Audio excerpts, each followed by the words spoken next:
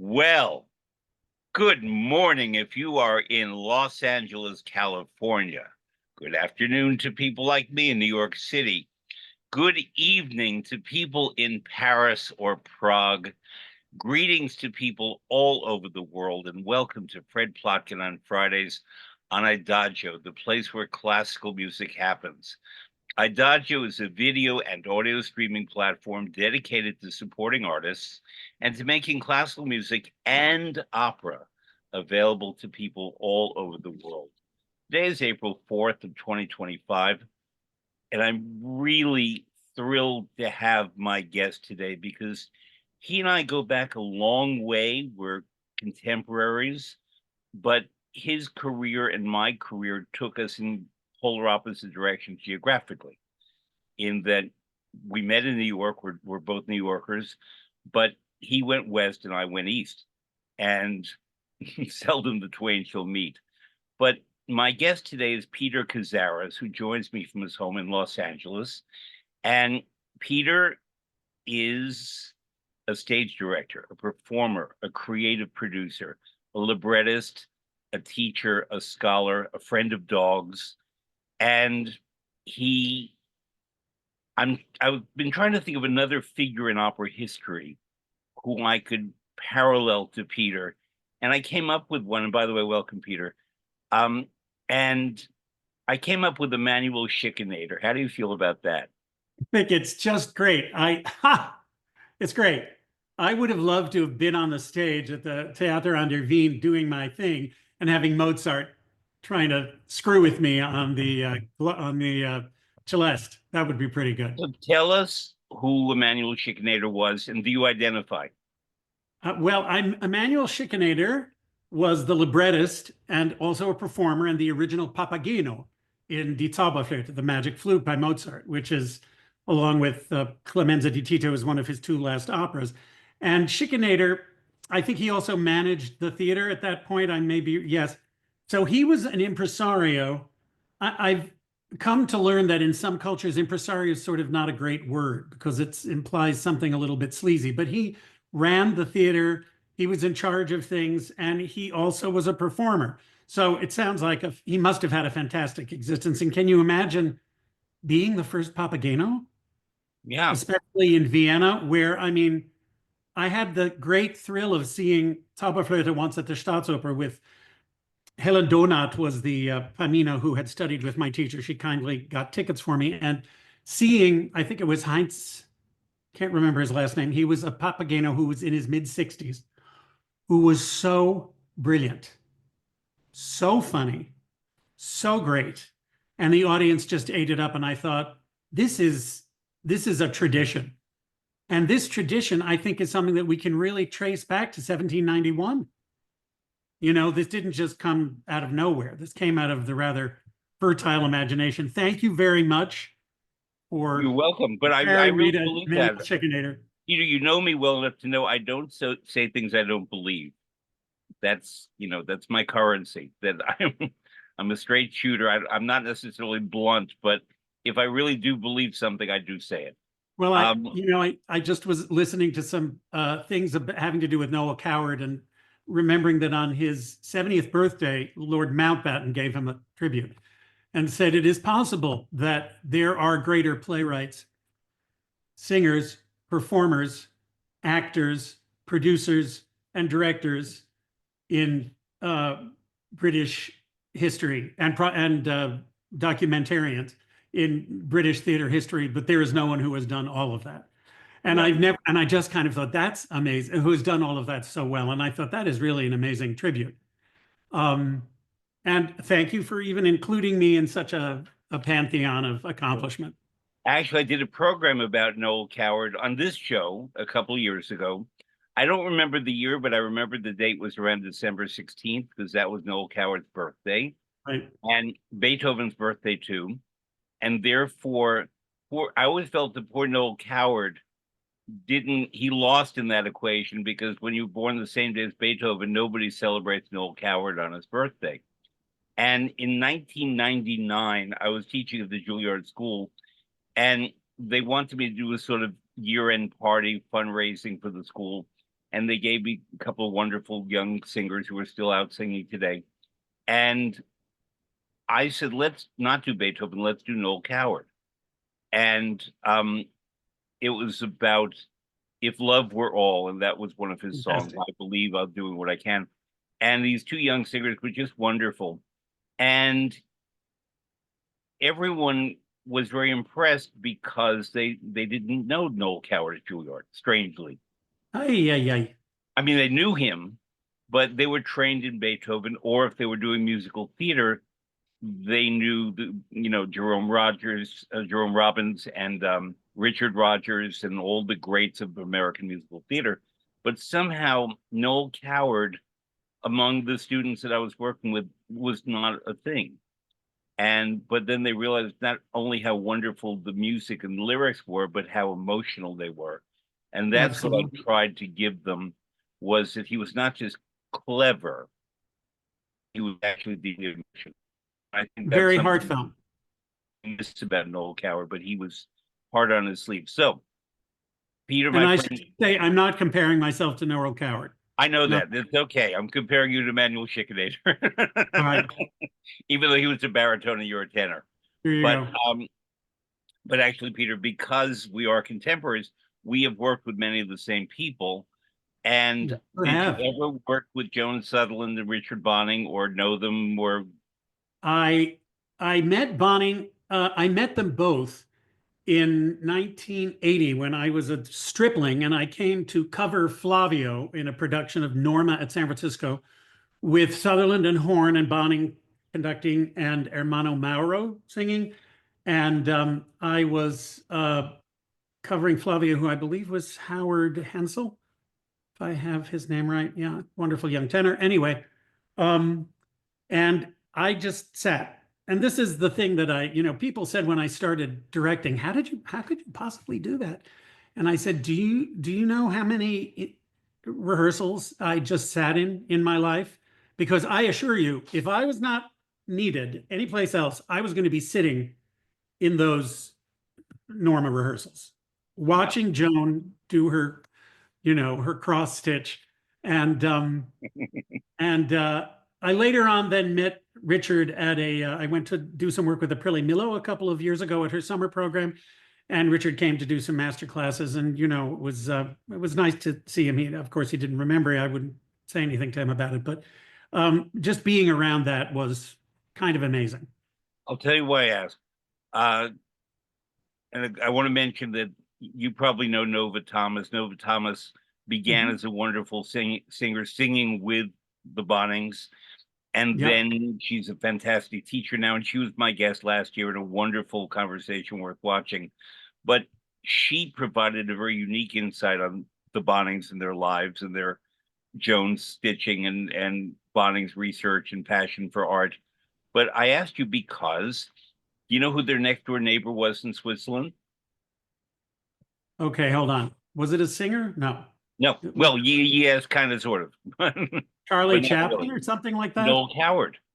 Oh boy, yes, of course, They were right. great friends of Noel Coward, and they visited with him in Jamaica, where he lived. I Right. forget the name of the house, like Shoefly or some name like that. Yeah, yeah, Um, yeah, yeah. but they loved each other because he loved Sutherland's dry humor and Bonning's passion for everything, his intellectual curiosity. And they loved him because he was charming and fun and all of that. But he didn't have to be Noel Coward with them. He could just be the Right. next door neighbor. Well, that's the other thing that everyone who talks about him says. I mean, it's interesting that we're talking about Noel Coward because it's so perfect for our discussion of opera. Noel Coward, that we know, was a complete fabrication. He was a construct of his own self. The way he talked was not really the way he talked. The dressing gowns and the cigarette holders, that was not, it wasn't that it wasn't real, but it wasn't the real person. And various, recordings and interviews with people who knew him later in life said that was all just, it was like his, in the way that the mid-Atlantic accent that film stars from the States had in the 30s and 40s, that's not a real accent. people, no one actually talks like the way Katharine Hepburn talked in a I was movie. about to say Katharine Hepburn, Betty Yeah. Davis, Rosalind Russell, Cary Yes, all Grant. that whole thing. But the thing was, Noel Coward actually in film did do that thing, but also he was not like that in real life. So He was a interesting. very busy playwright. Yes, And we have a theater company in New York called the Mint Theater. And yes, they were my guest, Noel Coward, whose passion at the Mint Theater is to unearth plays by English language playwrights from about 1880 to 1930. And they revived old Noel Coward plays that no one else sees. probably And like The Vortex, yes, which The is Vortex is really one of, strange. yeah, about 1924. And so since I'm saying 1924, Peter, I'm going to completely switch gears because um, I didn't plan to ask you this for at least another hour, but I'm going to do it right now. Um, Da, da, da, da, da, da. Guests of mine on Fred Plotkin on Fridays, many of them offer, they go to the Adagio catalog and they offer favorites. And I usually say, you can give me 4 or 5. I got Okay, a okay. 14 from Peter. And Yeah, I'm not okay. going to name all 14, but I noticed a trend among them. And here's the trend. I'm going to name the ones that I put dots next to. Salome, Richard Strauss, Electra, Richard Strauss, Debussy, all kinds of recordings, Ravel, all kinds of recordings, Puccini, Turandot, Puccini, Madama Butterfly, Puccini, Tosca. So what all of these things have in common is that they range in creation of about 1900 to 1930. And it struck me because of all the many guests I've had, more than 200, no one else has been so anchored in one era. And I would not have necessarily picked that era for you. There were no Mozart. No, I'm looking. There were no Mozarts, for example. A couple of Verdis, There were one Wagner's. Wagner, one Yeah. Donizetti, one Massenet, but really anchored from 1900 to 1930. Is that purely casual, or is there a reason for that? Well, I mean, interesting. I mean, you asked for recordings that were important to me. And I mean, to be blunt there, and with all due respect to Adagio, the recordings that also should belong on that list, there is no real presence of Julie Andrews singing Cinderella or My Fair Lady, and no recordings of Ethel Merman doing the original Annie Get Your Gun. And it has been said among friends of mine, I've admitted it, my three main vocal um, models growing up were Julie Andrews, John Vickers, and Ethel Merman. Well, John Vickers and Ethel Merman would be the greatest Tristan and Isolde or Fidelio we could imagine. Can you imagine? So, I mean, I would say with all of these, they are great musicians and they are wonderful vocalists, and they're also text forward, which is part of my thing, I guess you could say. Explain in great detail, what do you mean by text forward? For all of them, I mean, for Ethel Merman, you understand every single word, as you do for Vickers and as you do for Julie Andrews. Now, I mean, that said, one of my all-time favorite recordings is Sutherland doing the I Masnadieri fantastic aria with Cabaletta. U del mio Carlo. That's the one. And then, you know, it's just fantastic. Not text forward. So I'm No. not dogmatic about it, but it was just, I guess in those recordings and in some of these others that I've mentioned, I could hear the heart speak through the music and through the vocalism. Now, I will also say there, which is why I have the Ernest Ansermet La Mer on there, because the first time I heard that, my hair just caught on fire. And there are still things in that first recording that I've never heard in any other recording. The horns in the final section going dun dun dun dun dun dun dun dun dun dun. No one does it with the kind of clarity and insistence that he does. And to me, as a young listener, because these were all things I heard when I was really young, I would hear I have a theory about voices. Some voices sing and some voices speak. And I tend to be drawn towards those who speak, which does not mean, I mean, Crystal Ludwig is a fantastic singer. I adore her. Okay. She has a voice that primarily sings. Hmm. Brigitte Fassbender, for me, has a voice that is, you always hear the speaking text through the sung material. It's a kind of a difficult distinction to make, but it makes sense to me. No, it Um, makes sense to me too. And you brought up two of the greatest German language mezzos ever, at least in the 20th century. And Crystal Ludwig acted with her voice, is my that's right. opinion, whereas Brigitte Fassbinder acted with text. And I've never phrased this concept that way, but I think That's I hear really you. interesting because you've helped me sort of figure out that that is, I mean, look, I've just gotten through a fantastic time of my life, 17 years being the head of opera UCLA, the first person entrusted with that job as a tenured professor. Was very proud to do it, and most of that time was great. The pandemic really kind of threw a wrench into the works, but be that as it may. And I had many times when people said to me, "Oh, I want to prepare this, but I want you to give me the acting." And I was like, "No, it does not work like that." And I've also had people say, "I want to coach with you because I know my notes and I know my rhythms and I know my text, but I want you to give me some moves." I'm like, "No, wrong. It does not work like that." In opera, as in musical theater, as in leader, it is all one thing. And the greatest, you do not need to move all around the stage to act. You can be perfectly still. You can move if you want to. I remember a student once saying to me, "Couldn't I just move here?" I said, "Feel free to move." So she did her aria and she came down and she moved 3 feet to one side, 3 feet to another side, 3 feet to the third, and then back and forth, back and forth. And I said, "Okay, how did that feel?" She said, "Didn't feel any better."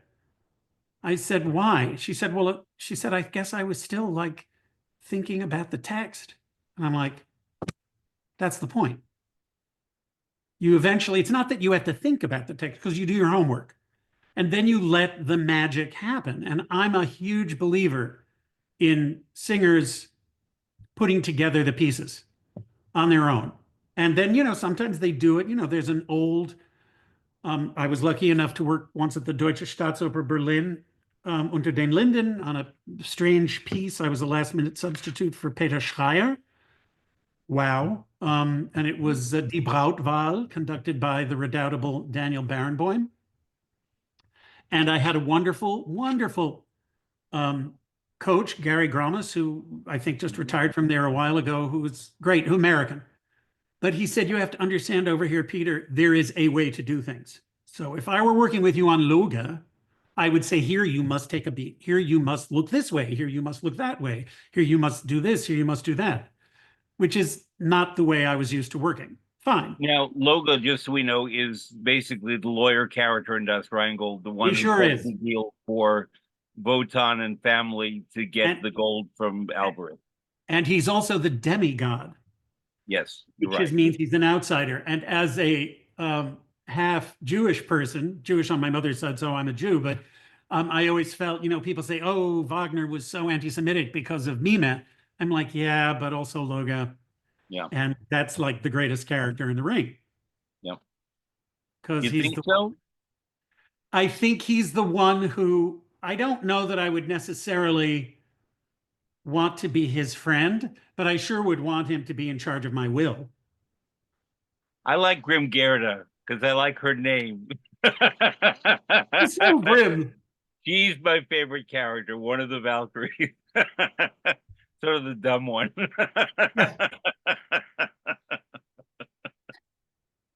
uh, Um, Plus, Hilda always makes Hilda me think also, of the dentist in dental the dental ring, hygiene. Yes, exactly. the dental hygienist. The hidden dental hygienist in the ring. Anyway, um, acting and singing are one thing, Yeah. and in my humble opinion. And yes, there are exercises you can do to help free your body, but what you're really freeing is your mind and your imagination. And unfortunately, a lot of people now and always, I think, have thought, oh, I have to just have it all in my head magically, and I don't have to do any work, and then I'm just going to feel free. That's not the way it works. So you do all sorts of exercises, and you do all sorts of physical exercises, and you do all sorts of improvisations to get to a part where you can stand in the middle of a stage and go, I am an old man who has experienced much, which is the beginning of the prelude to Billy Budd, Captain Veer's first solo, and generally doesn't involve a whole lot of action. True. Peter, I want to go to a particular topic. It relates to what we're talking about. I'm not changing topics, but one that I think is very important for a lot of reasons. There are actually two questions here, but the first one's the following. Peter, my listeners know, even in this very short time that you and I are speaking, that you are a highly intelligent man. Most opera singers I've ever worked with are highly intelligent people, and that's part of what I love about them, is that it makes the work very exciting and interesting, and they're willing to be flexible and try things and so on. That said, I can think of a couple of the most intellectual opera singers I've ever worked with, very wonderful people who have studied all the art history and all the background and all the psychology and all the Freud and all the Thomas Mann and all the everything that you can name. And they bring their scholarship to their performance, which can make their performances sometimes on the stage very stilted, because what we're seeing from them is their intellect and not their characterization. You're not one of those people. I've seen you perform many times, and I can say that you're not one of those people. But how can we strike a balance, number one? And the second part of the question is, young people, and you teach young people primarily, often are inhibited about, quote, going there, wherever that is emotionally, Right. because of their social conditioning now as opposed to our social conditioning 45 years ago. I will just a little pendant to that, what you just said, and then I'll come back to your question about intelligent singers. Was working with a young, rather talented soprano on Mimi. And part of my not very complicated method is that I have them translate word for word into English from whatever the original text is, so that we at least know that we're on a equal playing field. Then put it from English, put it into what I call fluid English. So, for instance, Donde lieta usci, her third act aria, that becomes to that place from which happily she issued forth at your call of love, returns now alone, Mimi, to embroider fake flowers. And you have to put that into a real sentence. That's really hard for a lot of people. Yeah. But then I ask them to paraphrase it. And sometimes that is in their own language. So I've had people doing paraphrases in Romanian, in Korean, and I've sometimes realized that people are trying to, shall we say, hoodwink me a bit. But usually then sometimes someone else will say he's not doing it. No. But so this woman was working on Mimi, and in the middle of it, she was doing the first act aria. And in the middle of it, she just said, and I eat by myself, and oh my God, this is so sad. And I went, hello, it's La Boheme, yes. And she's sick and no free health care. Yeah. So she said, I just never realized that she's actually desperate for food. I'm like, so then we start coming up with material that could be used if you're ever doing the role. And so Peter, in that scene, I always point out, if I'm working with a young soprano, that as she's entering the scene and it's snowing, at least in Zeffirelli's production, that there are people selling butter and eggs. That's in Act 3, yes. Food sellers are there. And Lativendo. therefore, she hears them selling food, but she can't have any food because she's right. poor. And then there's a tavern and people are in the tavern eating, but she can't have that. Right. And at the end of the aria that you're referring to, it's one of my favorite lines in all of opera. She says, "Addio senza rancor," which, if you translate, means farewell, no rancor. But what she's really saying is no hard feelings. No hard feelings. And That's the colloquial version that I prefer. And Right. if I find a singer who can say to me, "No hard feelings," then I know she gets what's happening with Have that. you ever had anybody say, "Have a nice life, eat Yeah, pizza"? yeah. A mutual friend of ours used to say that, yours and Oh mine. boy. Yeah. Anyway, so let's talk about intelligent singers. I think the first thing Yeah, is there's lots of different kinds of intelligences. There are, I spent my entire time at UCLA going, I am not an intellectual. I am not an intellectual. I am a pragmatist and I'm an artisan. And I try to be an artist, but I work on craft and I work on imparting craft to others. And there is no shame in that. Because unless you have craft, you are not going to be able to get, and that means craft in whether it's vocal technique or stage technique. And I was never the best vocal technician by a long shot, but in terms of stage technique, I believe that I figured out how to tell a story using staging so that the staging does not get in the way of the storytelling, but aids the storytelling. And frankly, that is because of my own whatever neuroatypicalities I may have, high functioning. Um, I need it to be a certain way for me to figure out what is going on, right? And I tell you, the first time you direct Marriage of Figaro, it's a thing. yeah, yeah. Because then when you say to the count, and now you go, and as my first count, one of my very first counts came up and very gently said, I'm on stage in another 3 bars. I'm like, I know, I just made a mistake. I'm so sorry. I made a mistake. I made a mistake. I said to the room, and then they all were on my side forever and ever because I actually said I made a mistake. Barber of Seville, also my quintet in Act Two. Oh my God. There's a lot of things that happen where you have to really pay attention to the storytelling. Okay. There are people whose approach to research gets into the weeds of, for example, what is let's say in a Mozart piece, what role would be like in Don Giovanni? You have Anna and Giovanni who are both, Anna and Ottavia who are both seria from opera seria. Then you have Giovanni and you have Elvira who are semi-seria. And then you have the Leporello Leporello, and Mazzetto and Terlina who are buffo. Buffo. Yeah. And so I have had people say to me, well, you have to be careful because you can't have the seria in reacting with the buffo. That's not the way it works. I'm like, but that's the way it's written. I That's mean, Ariadne of Naxos. there you go. That's the whole Yeah. point. It's that clash. So I certainly am not one of those people, and nor frankly, I sort of got that without even reading a book about it. I eventually did read the book, of course, so I knew. But if you know the characters, you know that they inhabit different worlds. What difference does that make to the final result is always my question.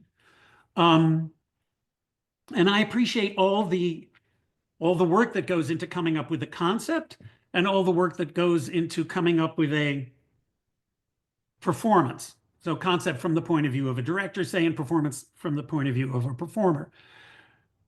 For me, I always did a lot of research on source material. So I would read the original as a performer or as a director. As a performer, I read Billy Budd. I read The Turn of the Screw 1,000,000 times. And then I read it again when I directed the piece. I read it another 1,000,000 times because you're never done with that piece.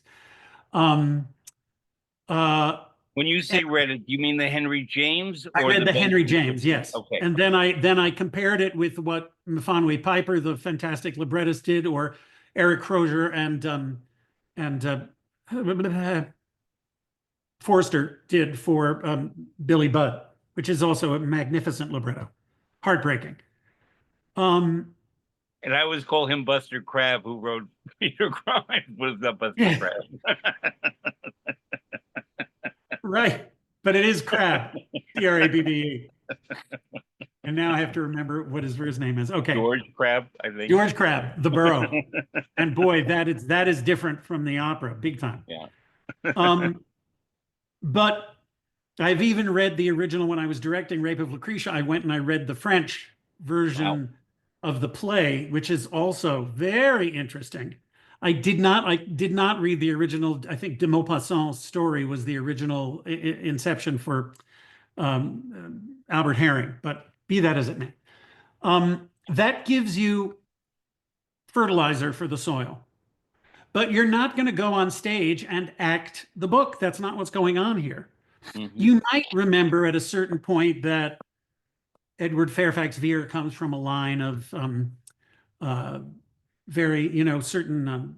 Actually, there are those who believe that character is a descendant of someone who may have written Shakespeare plays. Who cares? Uh-huh. I mean, who cares in terms of the opera? He liked astronomy, which is why they call him Starry Vere, the character in the book. But that's in a one-on-one or a one-on-three uh, interaction, which happens in that opera. That's irrelevant. It's part of the fertilizer, but it's not the action. In terms of being on stage, you're always doing an action. That's what acting is. So you are either trying to act and you're being impeded, or you're trying to act and you succeed. You have an intention, you try to fulfill the intention, and usually when you have fulfilled the intention, the scene is over and you move on to the next scene. Fine.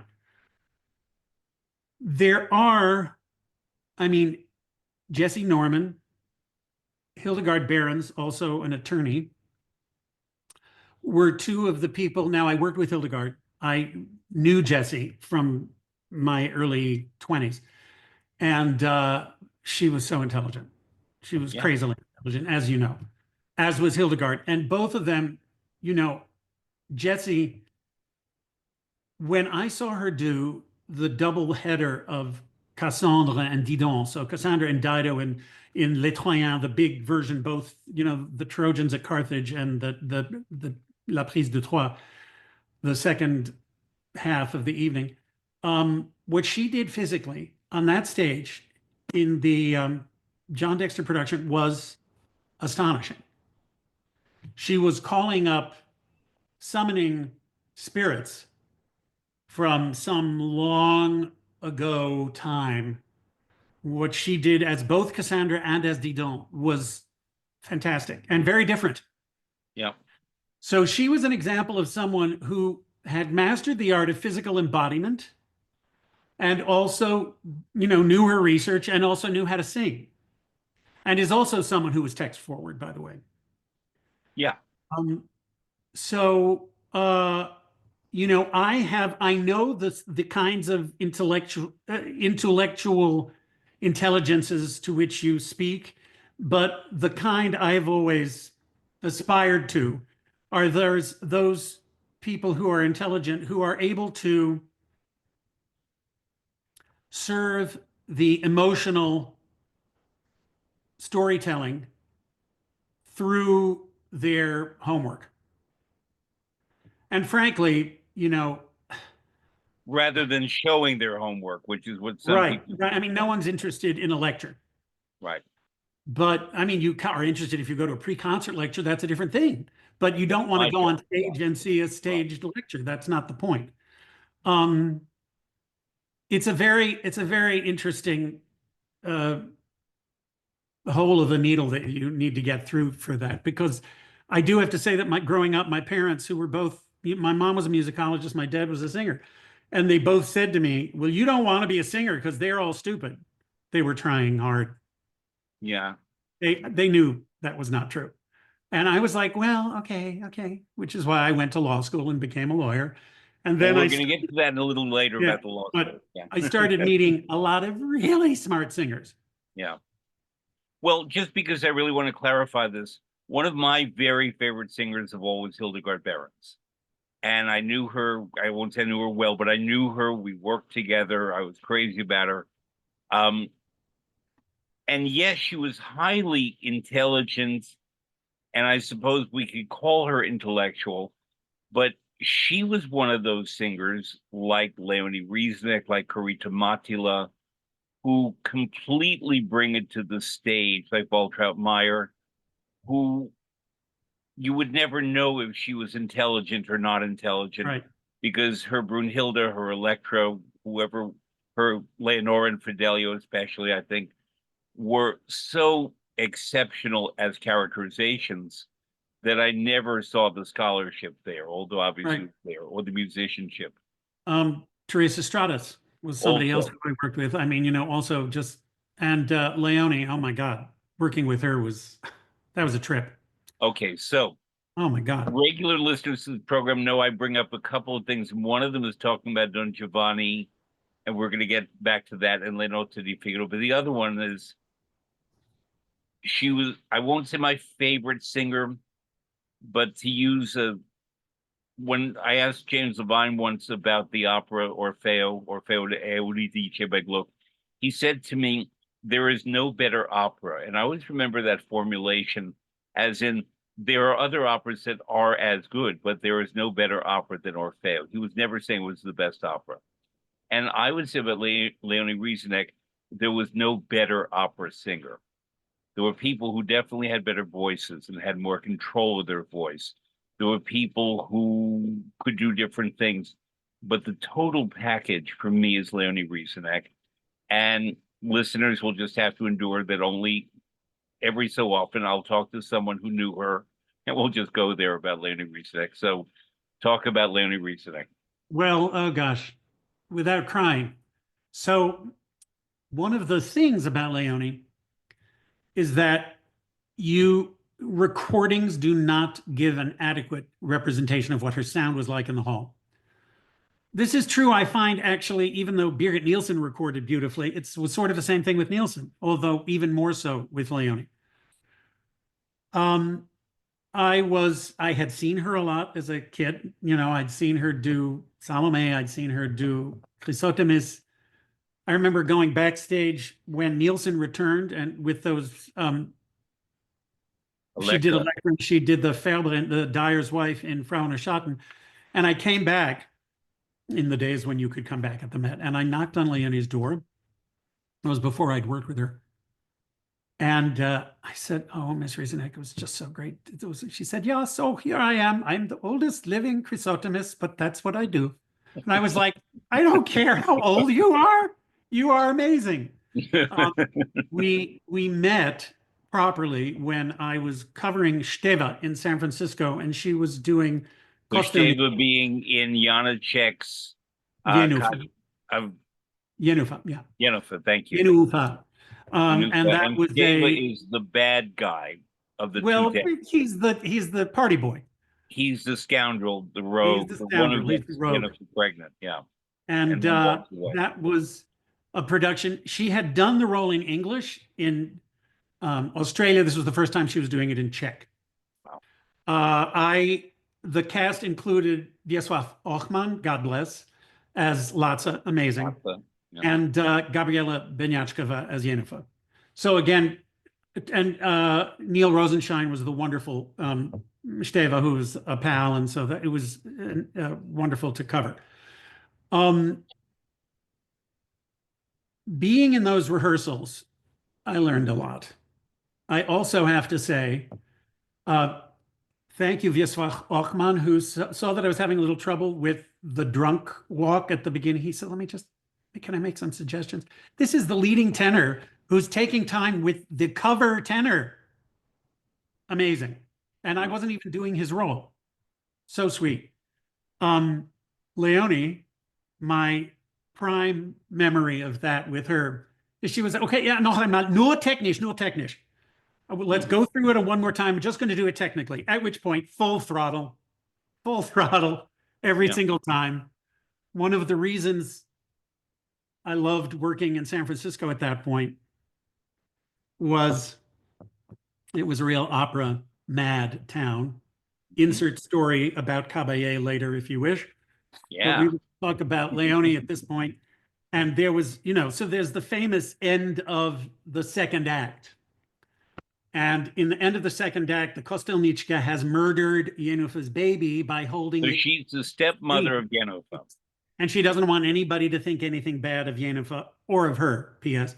So she murders Yennefer's illegitimate baby, whom, to be fair, she tried to pass off to Steva, who's the actual father, or Latza, who was be the sort of related but not the real father. And they both say no thanks. And then she thinks, okay, I'll just drown it.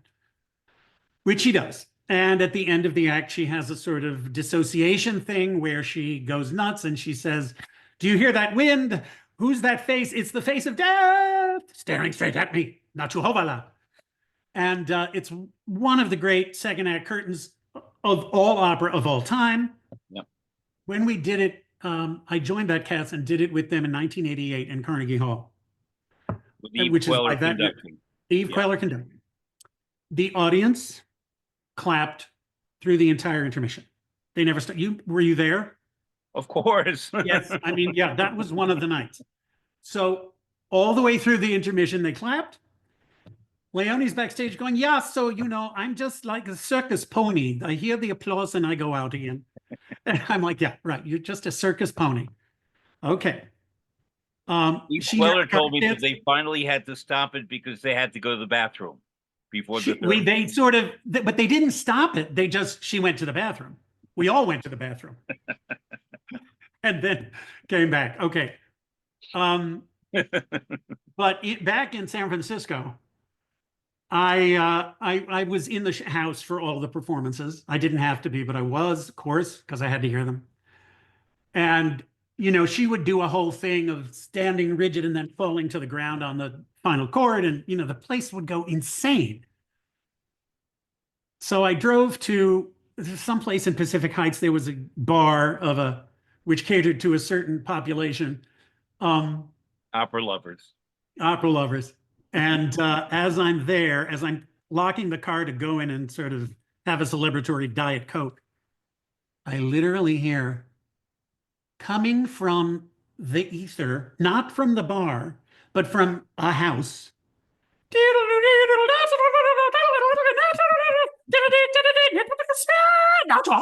somebody had taped it and had gone home and was replaying it full volume for all of Pacific Heights. And I was like, there is a God in heaven. And in San Francisco. And in San Francisco. Pretty great. Not Wow. that I condone pirate recordings. No, but, we don't. Jesse Norman hated them, but but so Leonie, I worked yeah. with her actually she came to Seattle to do a late career in 87. She did a late career at Sieglinde, and I did the Frau in that, and I was covering Loga. And so we just became friends, and friendly, and I took her and Elu, her husband, we took them hiking to the Snoqualmie Falls, and she just had a lot of interesting stories. And a lot of discussion about life and death and the things she'd been with people who had friends and colleagues who had passed on, talking about Ettore Bastianini, whom she adored. And I gather What did you say about him? That she visited him when he was dying. Cancer. He was a smoker. And he said, he was not old at all. He said, I would give it all up if I could just live. But I have to say, the reason we were having that discussion, I think it's not indelicate to say, because it's not really, I mean, it is known that one of our great tenors had a huge, horrific health problem. And Elu and Leonie brought his records to Fred Hutchinson Memorial in Seattle. Yep. And that was Jose Carreras, who was having an issue with leukemia. And he actually got treatment and he survived. I know. So that's a great thing. But they were talking about, then they literally brought health records from Europe to deliver and to sort of say what can be done. Or at least that's the story as I understand it. So we had a lot of, it's true. I can confirm. Yeah. Yeah, we had a lot of, it's kind of amazing to get into it with, and then 10 years later, she was gone. And, but not before we had some amazing time together. And she was just, I was supposed to perform with her at the Met on stage, and I was looking forward to that, but she had to cancel, unfortunately. But I was able to, instead, that performance was with a certain other Kostelnichka who was not exactly chopped liver. Okay. You want to guess? Okay. Hint, they got her in an airport. She had been in New York and she'd left and was in an airport going someplace. And they were like, you have to come back to New York. She was very tall and rather Well, thin. did she play? Oh, tall and thin. I was going to say a Hungarian volleyball player.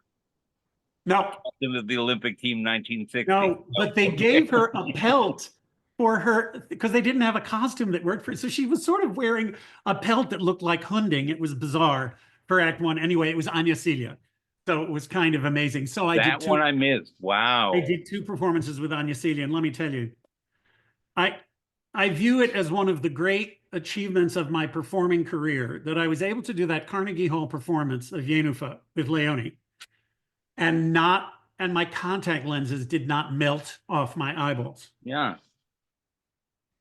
Because she wanted, so I gave her that. I was lucky to do, concert performance with her. With Banyachkova, I also at various points performed with Flicka and with Söderström, Elizabeth Söderström, fantastic lyric plus soprano in Intermezzo by Richard Strauss. Thank you, Matthew Epstein, one of the great impresarios who put together a wonderful Strauss festival. He also put together an opera comique festival with Frederica von Stade. So I worked with a lot of amazing. And a Rossini festival with Marilyn Horne. Yeah, that wasn't me. But I know, but Matthew did it. And Handel. Yeah. And Handel. I mean, they were so great. Handel with Kathleen Battle. True. Yeah. Yeah. Anyway, so Leone was like, will you go down on your, I'm going to go down on my knees. And I'm like, you do it. I'm with you. Because she says, here I am on my knees, pleading Right, with begging, David, yeah. please, please. Part of why I bring this up, Peter, and it's always awkward when you and I and people of our generation remember opera singers and experiences that we had in different theaters, whether as workers or whether as audience members. I always say, and I really mean this, there are wonderful singers around now with magnificent voices who are versatile and technically superior to the ones from our era sometimes. But that frisson that happened with the Nielsen, with the Sutherland, with the Rieseneck, with the Barons, fill in whatever, with the Stratas, fill in the name that you want, with the Sculpto, with the Troianos. We don't have as much now. We probably don't, but I have a theory about this. I know it'll come as a huge surprise to you. My theory is that you and I probably, how old were you when you started listening to opera live? 2 years and 10 months. Wow. It was my first performance at the Met. It was 2 months before my third birthday. Okay. And do you remember going through childhood and attending regularly? Yes, sure. Okay. Yeah. So I started live. I heard my dad singing at home, but I started attending, I think for my 10th or 11th birthday, I said, I want to go to the opera. So I remember in those days, I know this also seems insane, but opera news was like a holy object. The New Yorker was a holy object. We would turn the page. What's on for the Met? What's on for the concerts? Not to mention the funny stuff at the bottom of the columns. New Yorker, famous local rag, which is now, of course, international. And is not a rag. But anyway, I still remember looking for the week of my birthday, Flying Dutchman, Tristan, Bohème, Elixir, Boris Godunov, and maybe one more thing. And my parents told me the stories of all of them. And I said, I want the one with the Russian Tsar. That's the one I want to go with. They were like, okay. And they were amazing casts for all of them. So I went, and actually that is part of a run where Jerome Hines, famous American bass, had been switching off, had been doing Boris, and Giorgio Tozzi was doing Pimen. And then for those two performances, Giorgio Tozzi did Boris and Hines did Pimen. And so I went and very excited, and I went with my dad, and we realized we didn't have tokens and we were going to have to rush back afterwards. So in the intermission, we ran from the old house to Tokens Times meaning Square. The subway. Yes, tokens to get into the subway. So we bought the tokens for 10 cents. came back and, made it. And I was kind of like, yeah, I didn't like the mushy stuff too much, but I sure loved the coins coming down. Now, interestingly enough, a mere 26 years later, was it anyway, 1991. So 28 years later, I made my debut on the stage of the New Met in that opera in doing the role of Shuisky, and that's his entrance scene when he comes in and says, "All hail Tsar Boris Feodorovich." Anyway, my theory about opera is that when you start young, especially if you continue going when you're in your teens, when I sat there and I would hear Birgit Nielsen hit a high C, whether it's in Tristan or whether it was in Valkyrie or whether it was in Tosca, as she launched herself to sort of try to grab Franco Corelli as they took him away, Act 2 of Tosca, it hits you right here. Yeah. It hits you in a solar plexus way, and you have a real hormonal flush. Yep. So I had that with all those people you mentioned. I mean, I remember being one of the first times I heard Tatiana sing O Don Fatale live. And one of the first times she Don sang. Carlo, yeah. Yes, Don Carlo. And one of the first times she sang the Komponist Sein wir wieder gut from Ariadne auf Naxos by Richard Strauss live at a benefit. And these were major events. I heard it. She was great. Not to mention Jessie, who every time she opened that capacious mouth, she invited you into a whole other realm. It also could sometimes be from artists who drew on a smaller canvas, but equally emotionally compelling, like Janet Baker, whom I tell you, I was at every single recital that woman gave in New York, and a few in other places, and also heard her in Europe. Lucky enough to hear her in Europe. So it wasn't always just that it was a tremendous volcanic force. It was about a certain kind of approach. Artistry. Yeah. Yeah. So my belief is that when you grow up with having these adolescent rushes of pleasure hormone, by the time you're 55, it's going to be a little harder to get there. And so I think that it's not just that the artists are not the same. They may be of an equivalent nature. I mean, for God's sakes, who's ever had a more beautiful voice than Renee Fleming? Come on. Yeah. It's absolutely gorgeous. She's a gorgeous woman. Leontine Price. And well, yeah. Renee would say to Leontine Price. Yes, right. But, Leontine Price, too, was one of the ones who just drove me insane. Yeah. As did Martina Arroyo. Yes, as did Shirley Verrett. As did Grace Bunbury. Yeah. Okay. So I was lucky enough, not that I'm naming all these names and now I think, well, okay, here we are in 2025. I happen to be naming a whole bunch of African-American sopranos, Black sopranos. I will also, and mezzos, and I will also include in that group, I was lucky enough to hear Marian Anderson live. Wow. In Carnegie Hall. And oh, Lord. Wow. It was like. Was it the sound itself or the performance? Just unlike anything you've ever heard. And it was her farewell concert. And it was like you jumped into the biggest, largest diameter pipe on an organ. And you sort of sat around in there. Amazing to hear. Amazing to feel, because it was feel. It was not just hearing. These were all artists whom you felt viscerally. And ultimately, it's that visceral connection that I believe is what is important. I as a director, I always feel that when I'm doing it the right way, there's a thread between the stage and the audience. And if I, as an audience member, lose interest, it is because that thread has been severed. There's something that's not right. And as a performer, I always felt that when I was doing it the right way, I was like sending out a filament. And sometimes it was a beam of light. And I use all sorts of, sometimes people talk about skiing or water skiing or slaloming or whatever to keep the energy going. And when it works the right way, it's actually a loop because it feeds to the audience and it feeds back to you. Just like the sound goes out and it comes back to you. Um, And that doesn't necessarily, you can't necessarily have the same reaction to a great performance, I think, when you're 60 as when you're 16. One thing I However, want to add, yeah, because you know this instinctively, so we don't say it to each other, but when I take younger people or anyone, but especially younger people to an opera, it's their first time. I always say, now you know that Christine Goerke is not amplified, right. and that when she's singing Die Frau in Schatten, and she's fantastic and so on, this is without microphones or electro, whatever.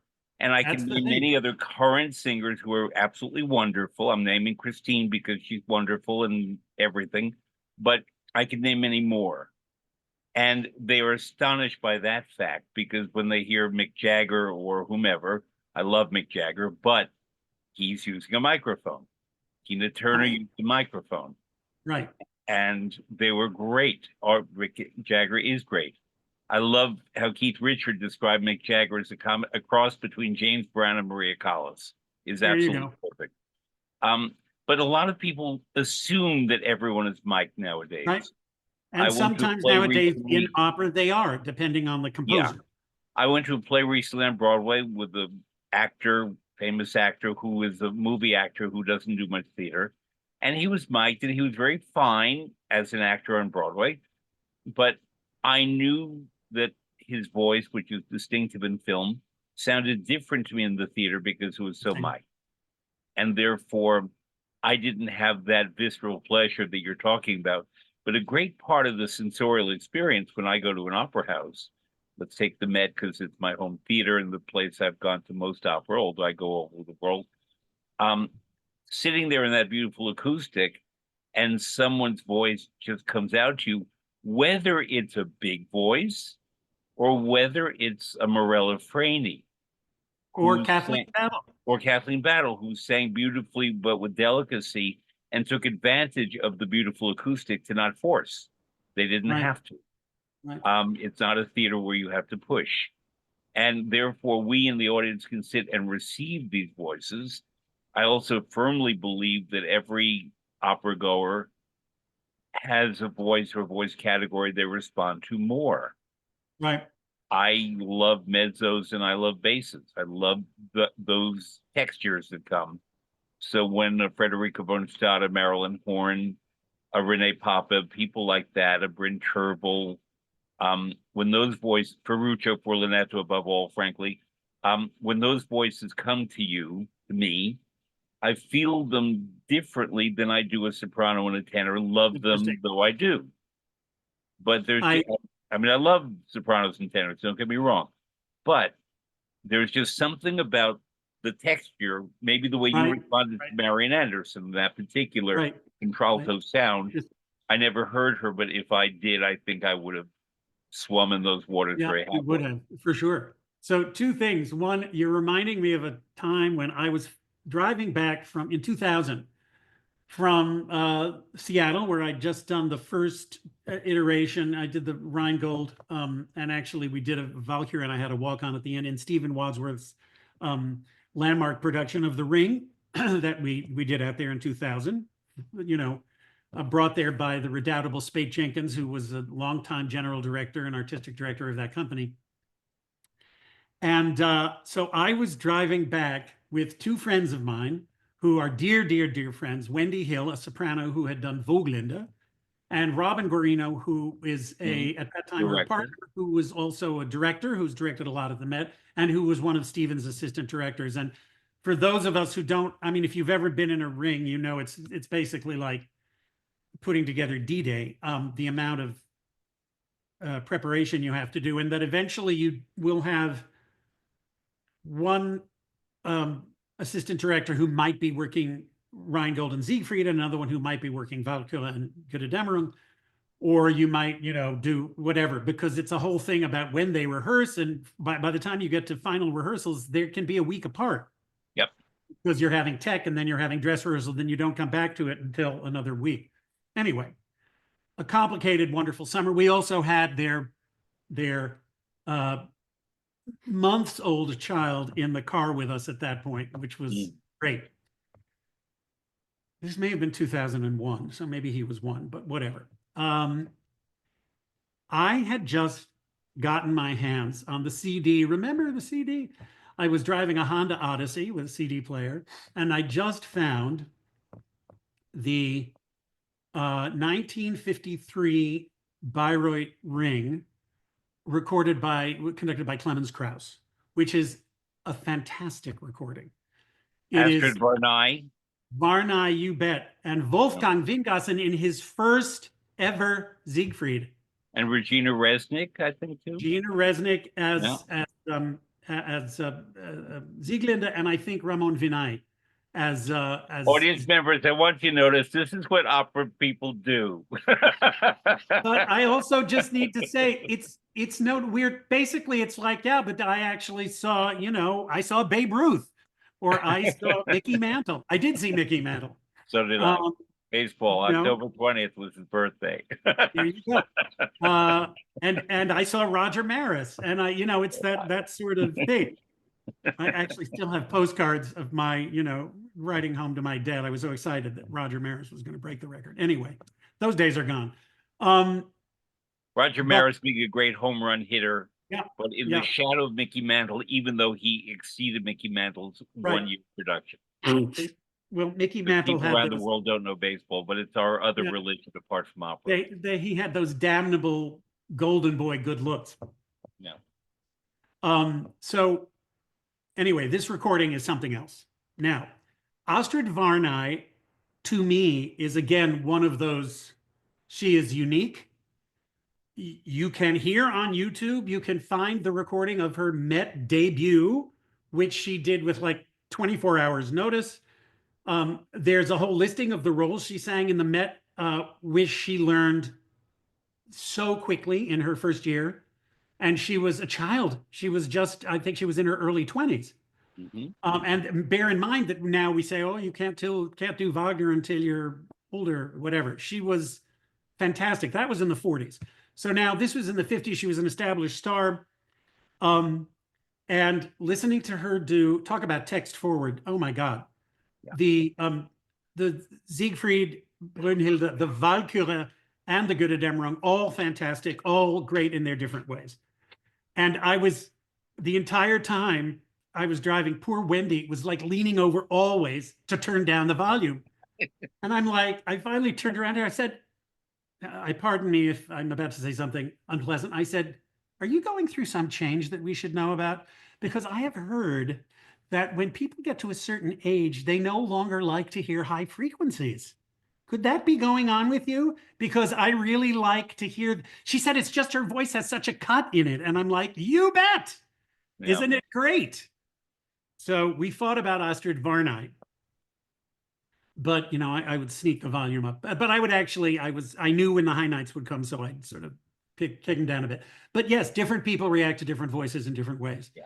And I love the cut thing. You were raised by musical parents. My father was a professional musician. He knew so much about music in addition to being a gorgeous trombonist. His playing was just rhapsodic of all kinds of music, from Wagner to Gluck to jazz to everything. Magnificent. And my father had four voices that he felt I should be raised on. So that from the very beginning, for my soprano was Victoria de Los Angeles, who he taught me to hear. That was my first recital, was her playing her guitar, and Alicia de la Rocha was the pianist. Yeah. And my mezzo soprano, who later became a very close friend, was Marilyn Horne. My tenor, who I never heard because he died when I was 4, was UC Bierling. Of course. And my bass was, I'm suddenly forgetting him, from the Italian Some Enchanted Evening. Pinza. And right. Pinza. Somehow I knew.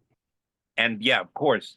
But I mean, I forgot him for a moment because I never heard him either. I was raised on recordings. But the two women, the Los Angeles and Horn, I heard one of them some, and the other one I heard everything she did for 50 years, Marilyn Horne. And my father, my voice, if I were a singer, I would be a baritone. but my dad never introduced me to a baritone. So I Interesting. acquired my own baritones. There were two of them, were Herman Pry and Tito Gobi. Oh, this is And not bad. and I studied with both because I felt that, Wow. yeah, Wow. not to be a singer, but to understand what you guys do, and then to be a director and do everything else For but sing. you. And but therefore, in my ears, those are the voices, which does not mean that there are not many other sopranos apart from Victoria de Los Angeles. One of them being Montserrat Caballé, who you will tell me about in a moment. But all these voices, and I came to appreciate and love the diversity that even if you had two women singing the same role, like Renata Scotto and Mirella Freni, it was How great. completely different, both How great. Yeah. wonderful, but completely different. Akiri Takanawa as opposed, not opposed, as compared to a Lisa de la Casa or Elizabeth Schwarzkopf, or later Renee Fleming, or Carol Vaness in between, although Carol Vaness was a little different because she went off in a Verdi direction, whereas the other two went more in a Strauss direction. But it was the comparativeness and the learning the roles Always. and the operas by hearing. We were talking before about a singer can stand completely still and be great. Kira Takano for me was that. She did not have to move. And yet everything about the vocal performance, not just the beauty of the voice, but the performance, was very moving to me in the character she did Arabella, where she did move and hold a glass of water, but the Marshallin and whatever the roles, even Elvira, she moved somewhat, but she didn't have to. Right. And whereas Well, other she people, also was one of those who brought you to her. yes, completely. And I have to say, although it's probably politically incorrect to say at this time, Kiri Takano was blessed with an insane amount of physical beauty and charisma. So Yeah, she just stood there and you kind of went, yeah. I want to be closer to this manifestation of the divine among us.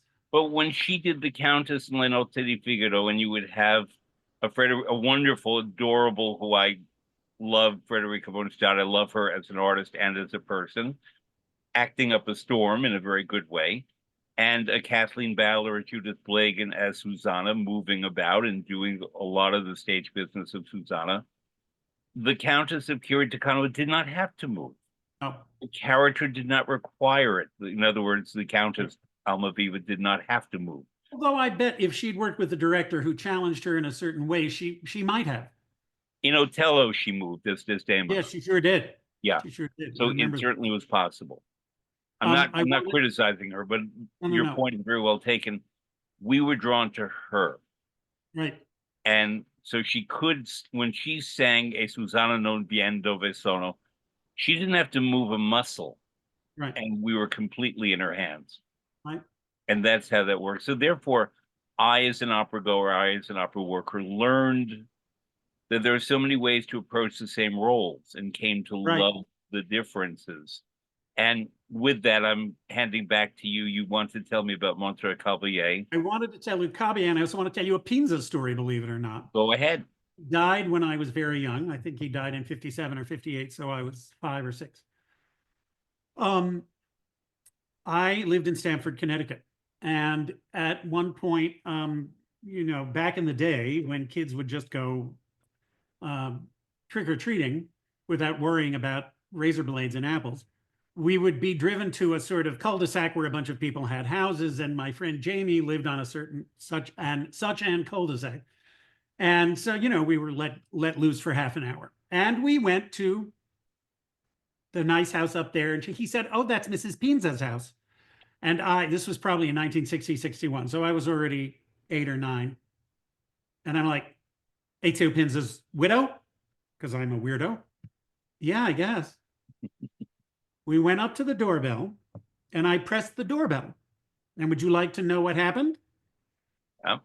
I heard bum, bum, bum, bum, bum, bum, which is the melody for Some Enchanted Evening, which was, of course, his big Broadway hit from Richard Rodgers and Oscar Hammerstein's Pacific. South Yeah. Pacific, which he did with Mary Martin on Broadway.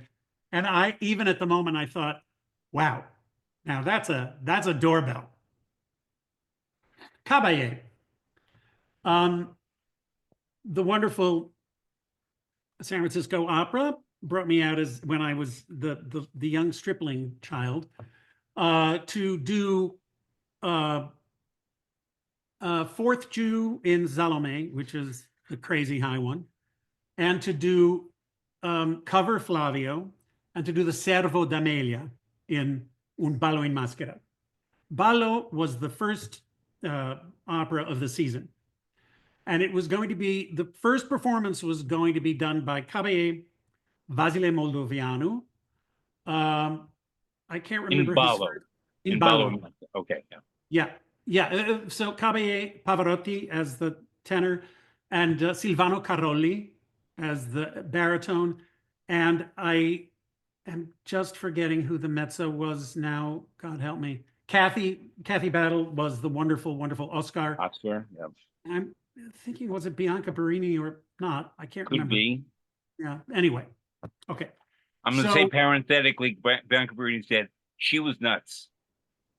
Yes. Bianca Barini was certifiably nuts. I worked Was with one of the ones. She was from Trieste, a city I know well, and I understand Triestine dialogue. She was nuts. That's it. Probably smart, but nuts. Yeah, there are not many nuts opera singers. She was nuts. Yeah, there are unfortunately a few, but okay. So I had one line in this opera, but the wonderful director who was remounting this production said, I want you to do a little bit more. And I said, okay, fine. So I got called in on a Sunday, and she said, so I want to walk you through your part before Montserrat gets here. Montserrat's coming tomorrow.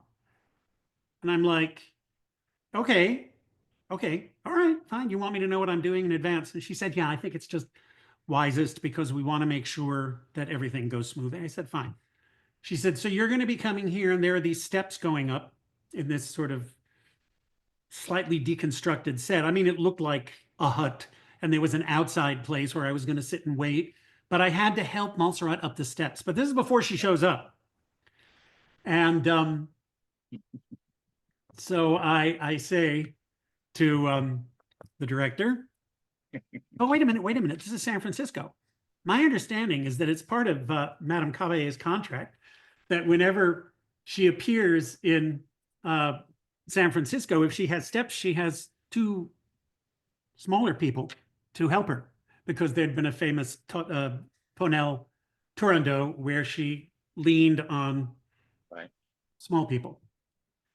And Sonia Frizzell looked at me and said, correct, you're the dwarf. And I went, okay, as long as we got that set. Loved working with Sonia. Very smart, very fun. Okay. So I knew everything that I was going to do. The next day, we go to the opera house, and they were rehearsing in the Zellerbach. So it's that rehearsal stage in which is actually in Davies, down the street from the San Francisco Opera. And it's like, I walk in and they said, she's on her way. She's on her way. We got, her brother, they let us know all night that she finished the Tosca. She got to Barcelona. She got on the plane to San Francisco, and I didn't know she had to stop in New York, but whatever. She never got off the plane. So whatever, she's on her way. She's coming. Fine. Then she's coming. She's almost here. She's almost here. She's coming. She's almost here. And then she comes in, sweet, yes, charming, oozing charm. She's sitting down. I go up to her. I say, Madame Caballé, gran piacere. And you're going to be your servo. Oh, how nice. Thank you so much. Yeah. Gracias. Then I go in and I watch. So it is Kurt Herbert Adler rehearsing the orchestra, and we're going through her part, because this is actually the Sitzprobe. She has showed up for the Sitzprobe. Sitzprobe meaning the sitting rehearsal where you read through the score. Right. Now, the rest of us have sort of all done our thing, but he's just doing her stuff. Fine. There's a whole other story about one of the first room rehearsals for that, when Luciano decided he would stand directly between me and Kurt Adler.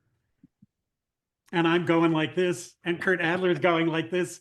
And he finally starts to fall off his chair, and Philip Eisenberg brings him back and plunks him on his chair so he doesn't break his butt.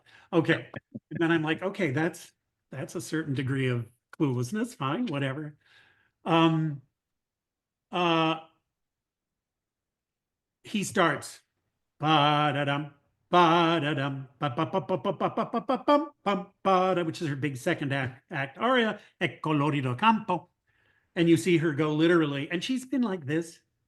Ah, maestro, yes. And you see her go, and you see her kind of go. Because this is what we would call a stately tempo. A sort of more usual would be like ba-da-dum, ba-da-dum, ba-ba-ba-ba-ba-ba-ba-bum, ba-da. And she's like, okay. And then she thinks it's a recit, it's an orchestral recit, I can do what I want, which is true.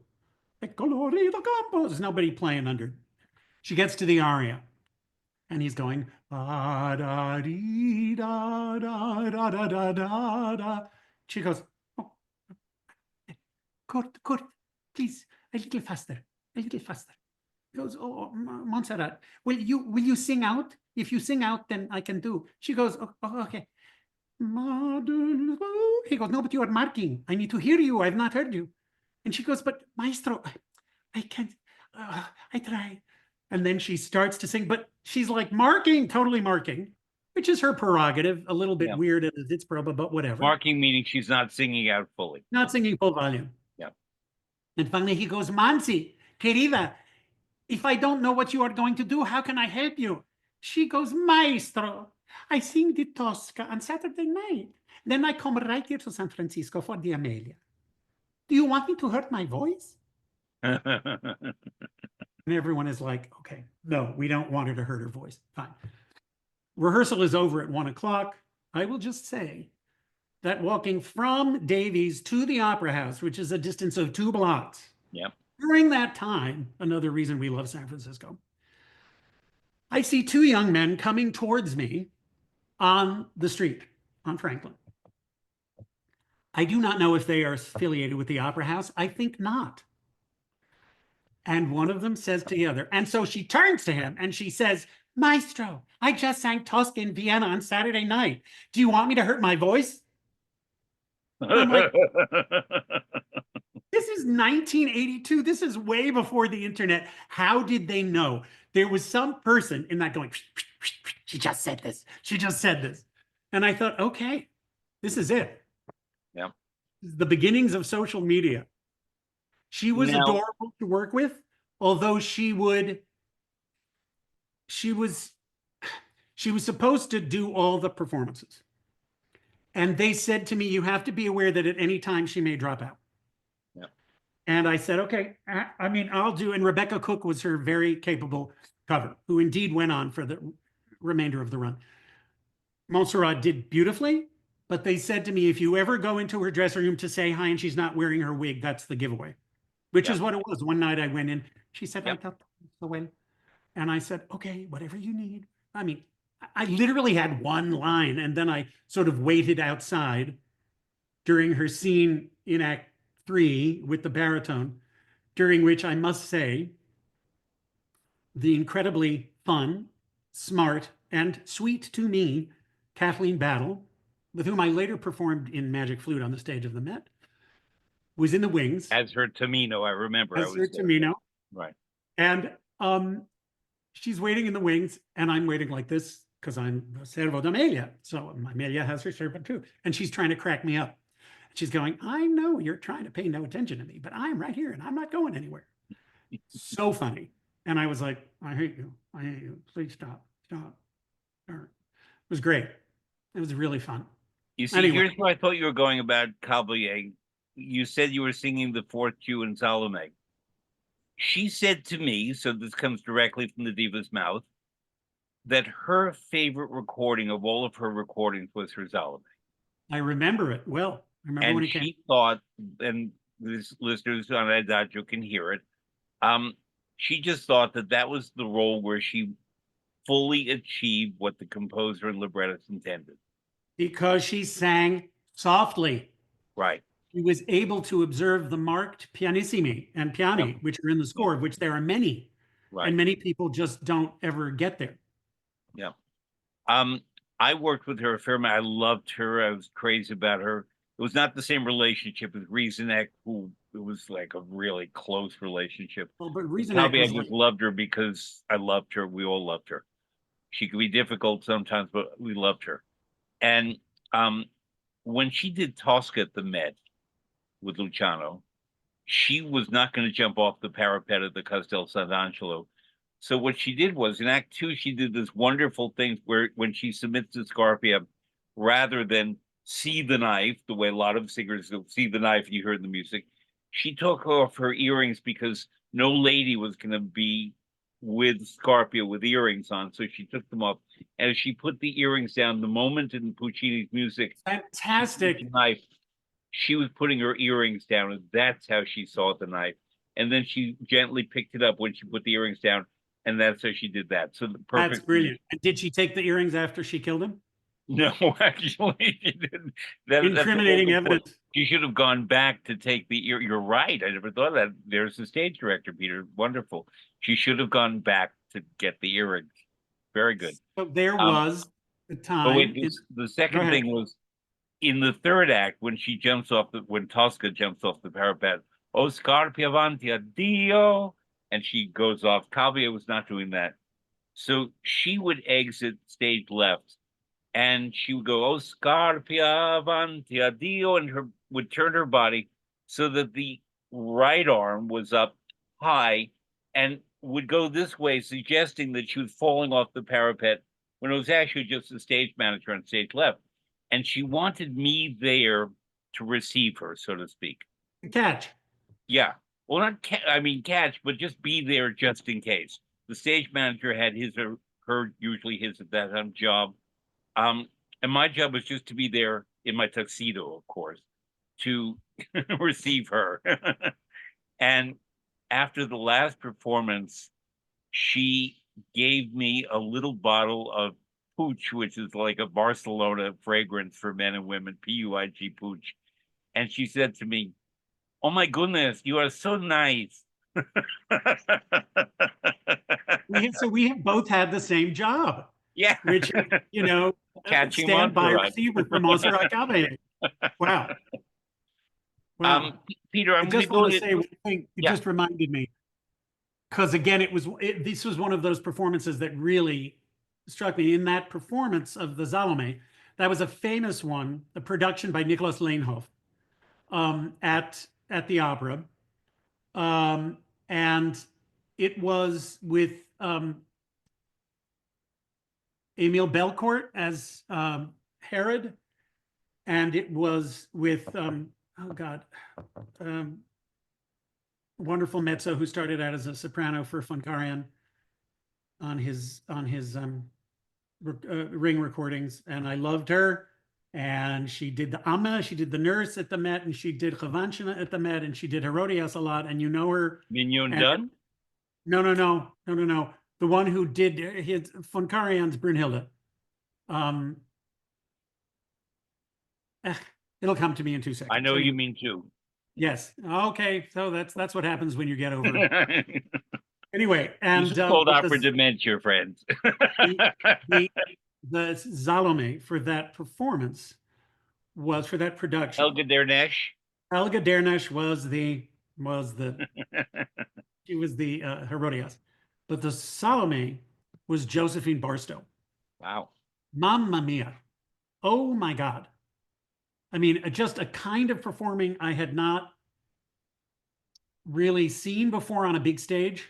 Stratus had brought some of the same kind of character, but she had that capacity of turning the opera house into a movie lens. So it was as if you were just like, and he also directed her very cleverly so that there were a lot of times when it was literally just like a focus on her. This was the famous production where there were a lot of bodybuilders who were the people holding things, and they'd gone all through San Francisco to get large men with large bodies who could stand like this for an hour and a half. And could they find any? Yeah, can you imagine? San Francisco? They did. It was also, I must say, it was kind of interesting to be on the stage with that. And you also could tell that there were 12 guys who were sweating on stage with you. sort of, it's okay, it's all fine, it's all's fair in love and war. And at the end, I just know when he said, when Herod goes, take everybody go away, put out all your lights, they would leave and they would run away. And gather in the wings, there was a lot of because they'd literally been standing like this for an hour and a half, or for about maybe an hour, because they didn't come in until Herod came in. Yikes.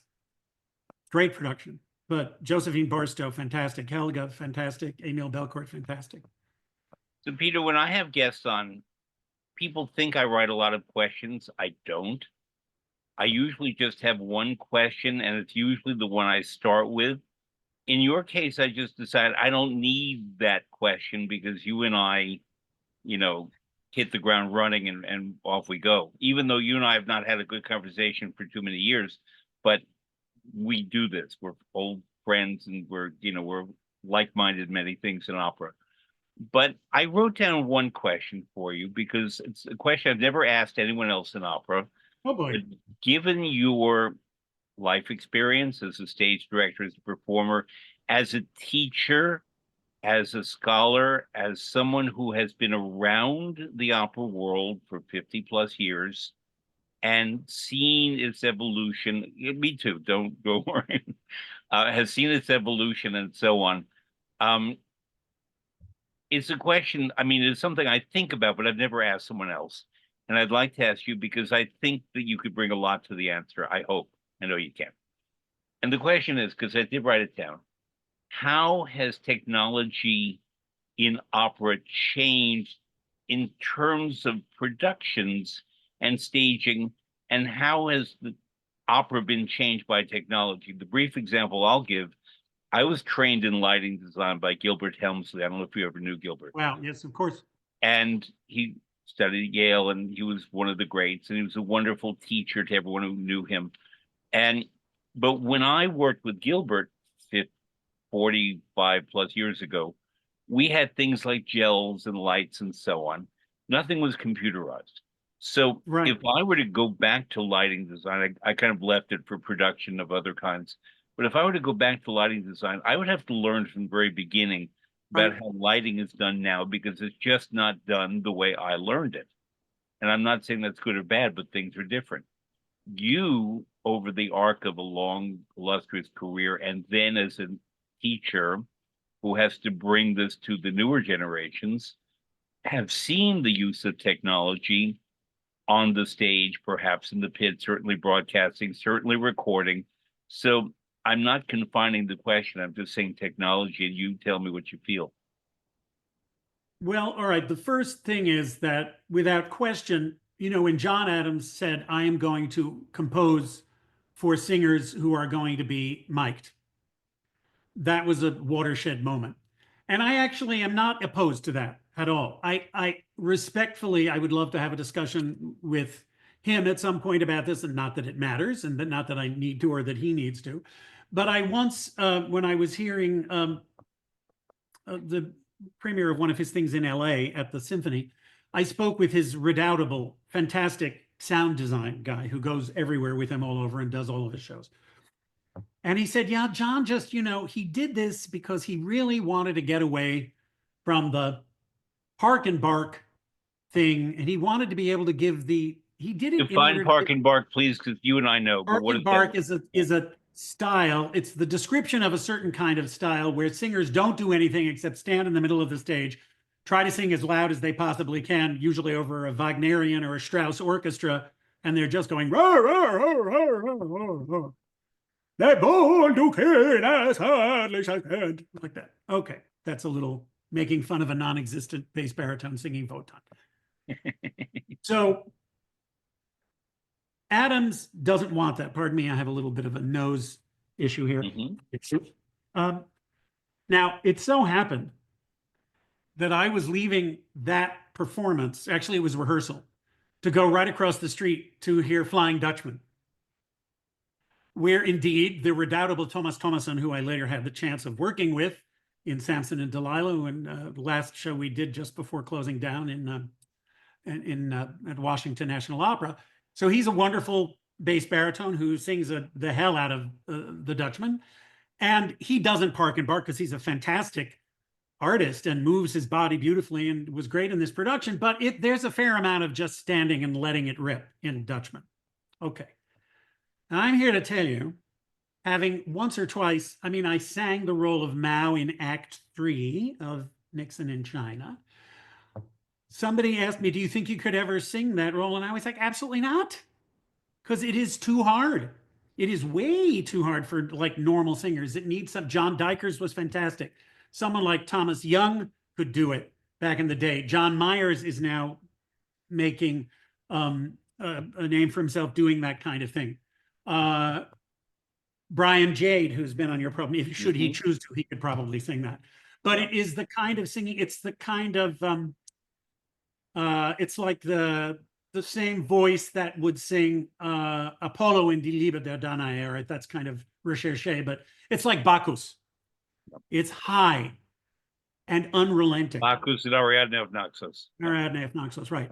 So it's really, really tough, and a lot of screaming up there, a lot of Schreier. And I don't care if you have a microphone or not. If you're singing it correctly, you still have to support and sing it correctly.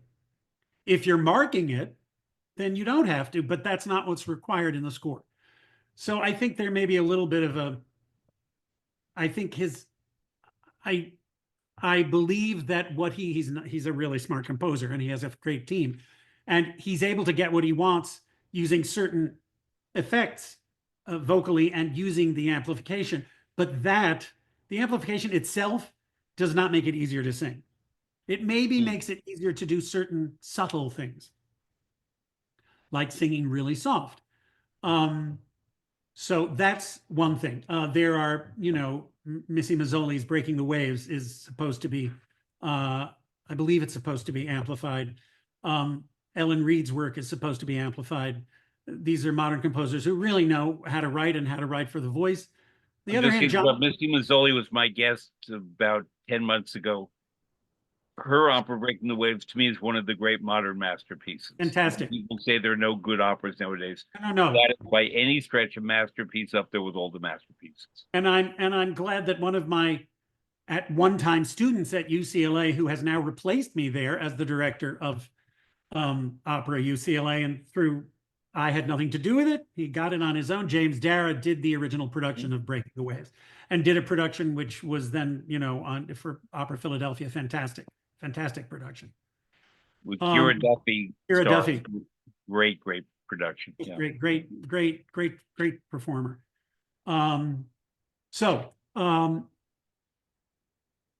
Jonathan Dove, on the other hand, writes operas that are fantastic and that are not necessarily needing amplification. I think it's as they would say, it's a Geschmackssache. It's a question of taste. Some people want it, some people don't want it. I am not one of those my hair's not going to get on fire if something needs to be mic'd. I welcome technological change. And it's interesting because as a director, sometimes I'm able to do new things. And sometimes I'm redoing other people's old productions, but I just throw out the book and do my own thing with it. And I have to say that I have in my mind productions that could only be possible nowadays that would not have been able to be possible even 20 years ago. Because of the technology. Because of technology. Right. Although I have to say, so I did Tristan, which was a very interesting thing to do. They basically, Spate Jenkins from Seattle Opera said, we want you to do Tristan. We were thinking of doing it in concert, but this was just in the middle of the downturn. It was in 2010, economic downturn. Said, we want to stage it. We were thinking of doing it semi-staged, but we want to stage it. We want you to stage it. We want you to use Bob Israel's set for Macbeth, which is a big white box. And I said, okay, I can work with that. And Dwayne Schuler was the fantastic lighting designer, and so we worked with Bob. And Who was Gilbert Helmsley's star pupil, by the way. That's right, of course. Of all of us, he was the star pupil. Yeah. Right. I had a wonderful cast, and it was Asher Fish was conducting, who's an old friend, so that was fantastic. And I have to say, it was not necessarily to everyone's taste, because my take on it is that I sort of knew that I wasn't particularly interested in seeing Tristan and Isolde rolling around on stage, not having sex. Um, and okay, so this goes back, but I'll give you the story. Back in 1970, whatever, I went out. Jamie Bernstein was a friend of mine from Harvard, and I went to her house for Jamie dinner. being the daughter of Leonard, Daughter of Lenny. who has also been on the show. Here you What go. took you so long? There you go. Really? Ask Fred. So she said, I'm having a party. It's that Friday night, over Thanksgiving when you're home and you've done the family thing. Would you like to come? And I said, I'd love to come, but I'm going to be going to Tristan that night. And she said the immortal words, so's daddy. Maybe you can go with him. And I'm like, oh, yeah. Okay. So I'd met him at Harvard when he was there for the Norton lectures, but this was a whole other order of whatever. It was the new production, Nielsen, Jess Thomas, and might have been Michelle Vilma doing that particular night. I can't remember. Maybe it was, can't remember who the other, anyway, McIntyre, maybe, as the Courvenal, and Weinsdorf conducting. Okay. So I had dinner, and dinner was, I went to the bathroom, came out, and and I turn around and I see this really short person. And I'm like, and he goes, you must be the world famous Peter Kazaras. What an opening line. And I go, I have a pretty good idea of who you might be. So we laugh, shake hands. We go into dinner, and he says the other totally won my heart.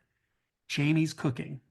It's her spaghetti and clam sauce. Make sure to compliment her. And I said, I would anyway. So sweet. We had dinner with Lucas Foss, who had just conducted at the Philharmonic. He'd been there with Lenny. And it was, shall we say, a riotous dinner, during which I had the temerity to correct Maestro when he said, oh, I'm looking for an Isolde. I've wanted to do it with Eileen Farrell, but she can't sing a high C. She's never sung a high C. And I'm like, that's not true. He's like, what do you mean she can't sing a high C? He said, yes, she sings it on Ozean du Ungeheuer.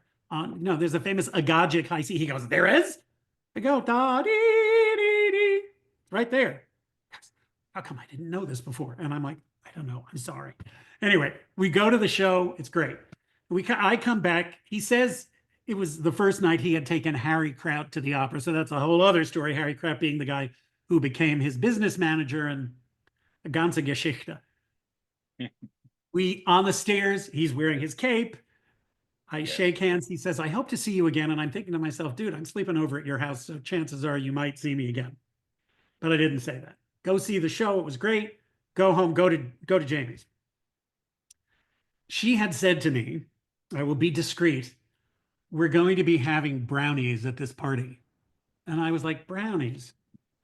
She said, special brownies. And I said, okay, I've never had them, but why not? So I come back. It's now 12:30 because Tristan. And dinner had been at 6. So I'm a little, a bit peckish. Peckish, yes. I have a brownie. 20 minutes later, I have another brownie. Okay. Lenny comes home and he sees me. He got, you come in. I need to talk to you. I'm like, okay. We go into the studio. He says, what did you think? And I'm like, oh, no. What did you think? He said, no. I asked you first. I want to know what you thought. I'm like, okay, Nielsen, amazing. She sings like a brick shit house. It's insane. He goes, totally agree with you completely, 100%. I said, Jess Thomas, I always like seeing him. It's not my favorite voice, but man, did he sing the crap out of Act 3. He said, totally. It was heart-stopping. And we went through the entire cast, like down to the hit and to the everything. Yeah. Then he said, Leinsdorf? And I'm like, you want me to tell you? He said, yes. What did you think? I'm like, okay. I thought it was workmanlike. And I noticed that it was over at 11:57. Yeah.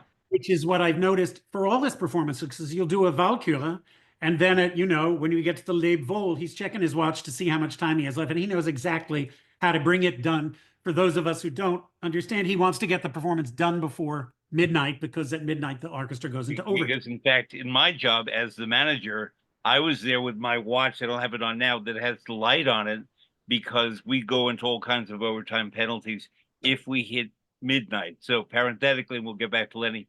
James Levine conducting La Nozze di Figaro. When the last part basically would get in touch with me or look at the watch that we shared, and it was like putting his foot on a pedal and moving the car, So making them all sing so fast at the end. So we come down 11:59. did you time it so that did the clock go until he had dismissed the orchestra from their bow, or until the No, curtain came? no, at that contracts have changed, but at that time it was when the last note was sounded. Right. Okay, there you go. Because at that time the orchestra was not required to stay for a curtain call. They Got took it. the curtain call at the last intermission. And I frankly love now that at the Met they get a curtain call at the end of the Yeah, opera. absolutely. They deserve it, and I think it's Absolutely. great. And So by the way, did you see the Fidelio from a couple of weeks ago? from March I saw it. Yeah. I went twice. Oh my God, Fantastic. heart stopping, Yeah. heart stopping, heart stopping. Anyway, back to Leonard Bernstein Hey, because Leonard Bernstein, what did you think of Leinsdorf? Sort of workmanlike. And he goes, exactly, exactly. He's not mediocre.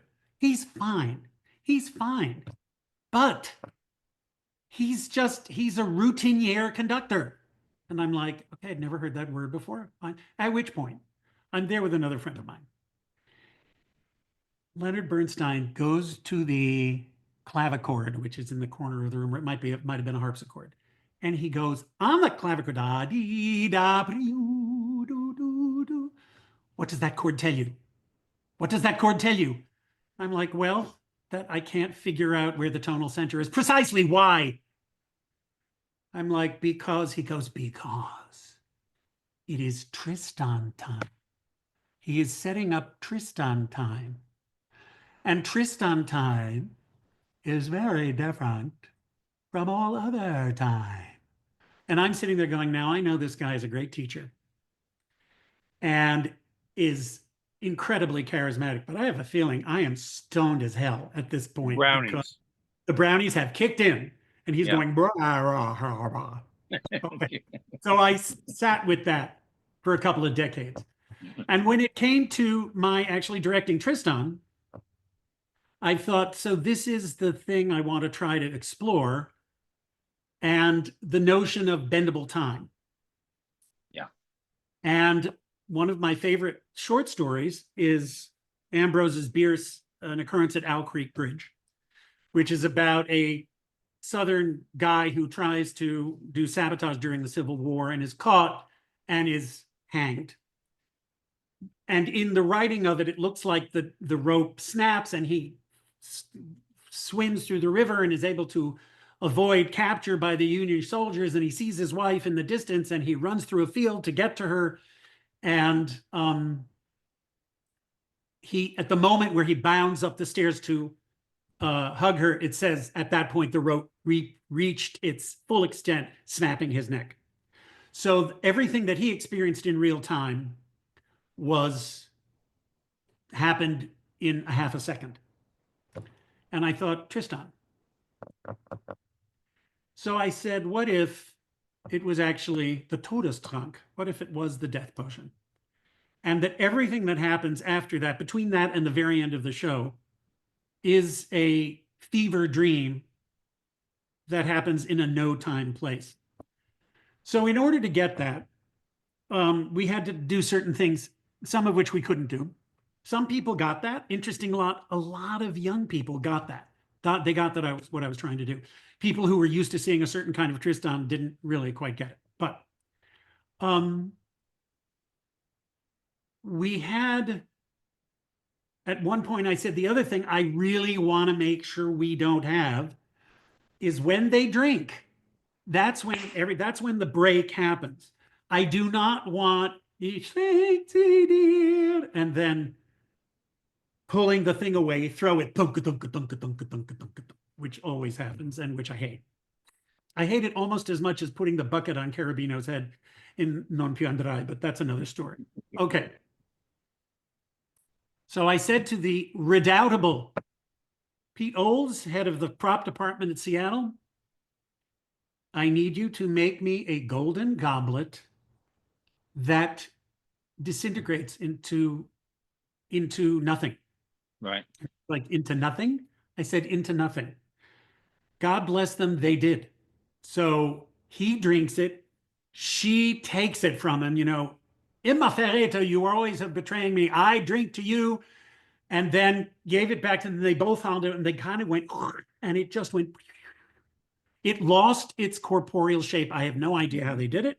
It looked like a shower of gold into the finest, tiniest shimmer.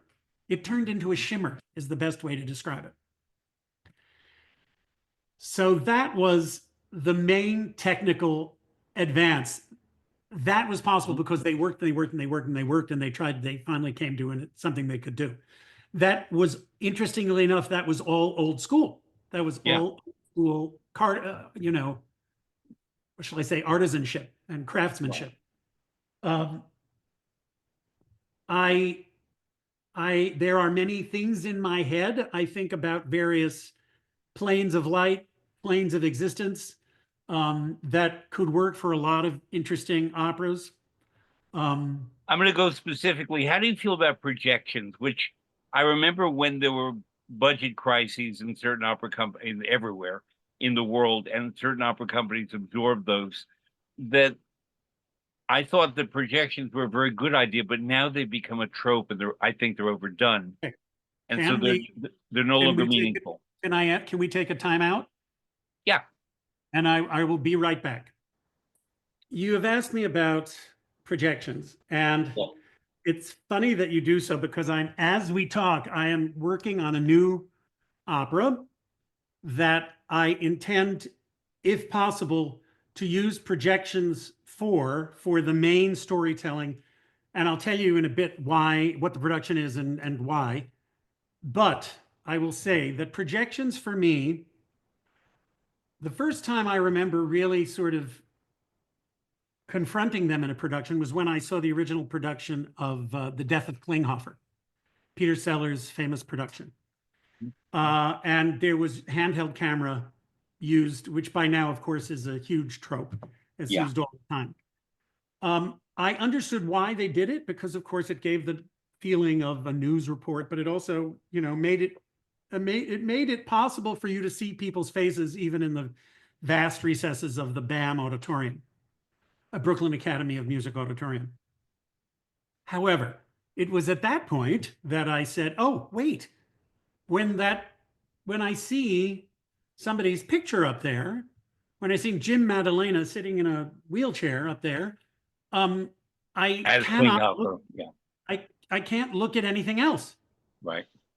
Yes, he was doing the role of Klinghoffer. No, it was Sandy. Sorry, Sandy Sylvan. Okay. When I see him there, I can't see anything else because it will perforce drag our attention towards it. Magnetic field.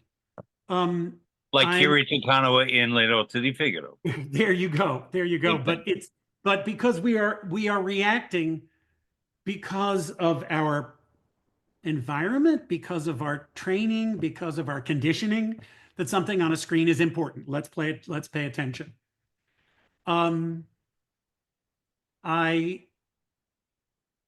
There are some directors who use them to, I have to say, one director who I realize his brilliance.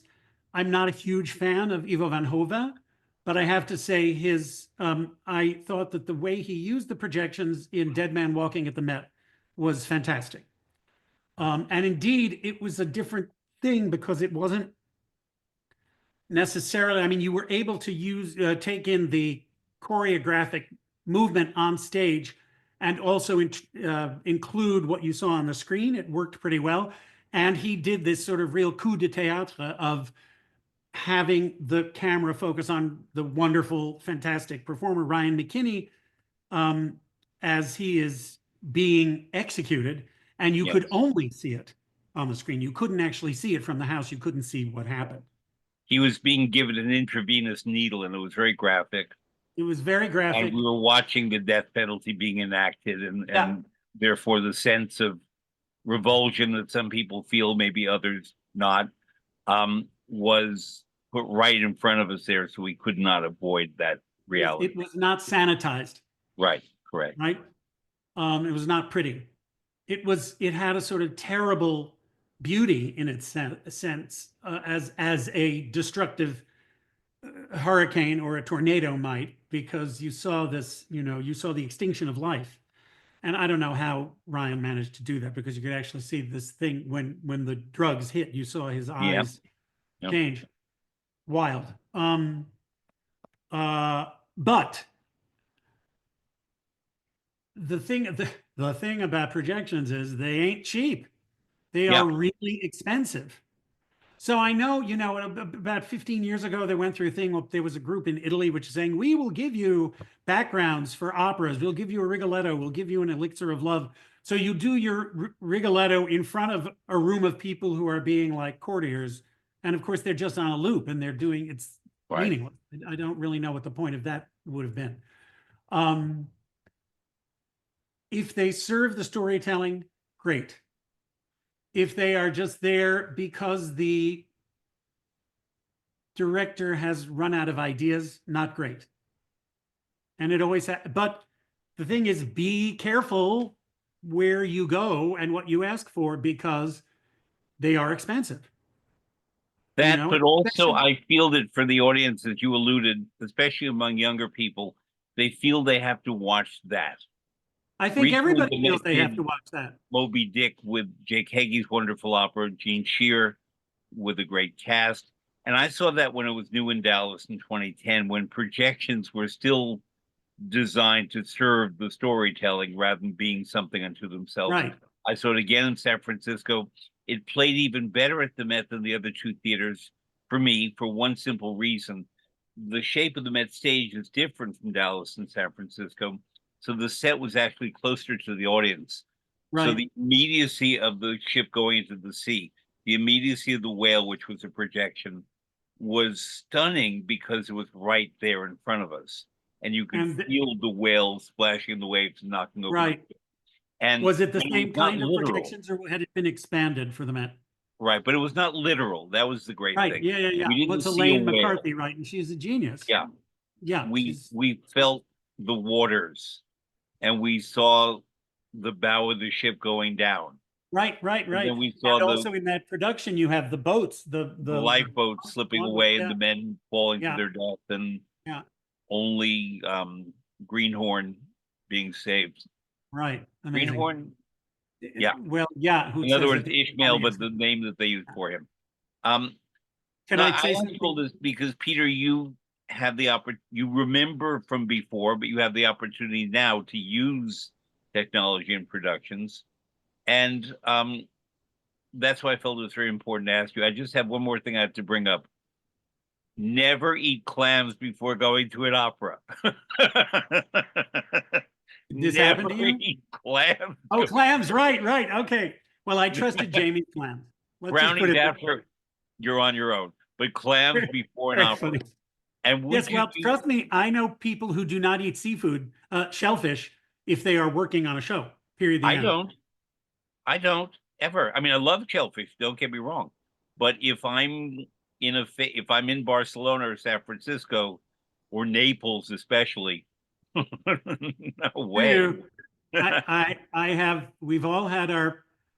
I was doing a Messiah, the Kansas City Symphony, a chef salad. Who the hell knew? Mm, Don't ask.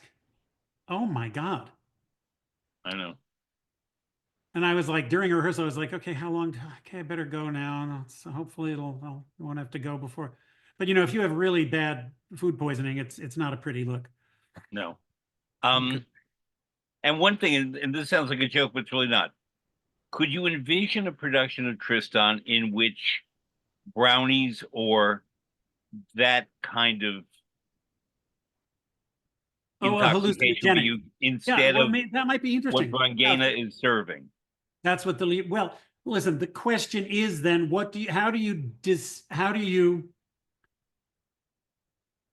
you have to distinguish between those who are undergoing the transformation, who is probably only Tristan and Isolde, Right. and the rest of the cast who are interacting with them. You know, and I had somebody say, well, why didn't you have Tristan and Isolde like all of a sudden have white makeup or something? And I'm like, because it's in the middle of the show. They can't just Right, like you have, can't put it on. I'm dead now. That's sort of not going to work. Yeah. But it would be interesting, wouldn't it?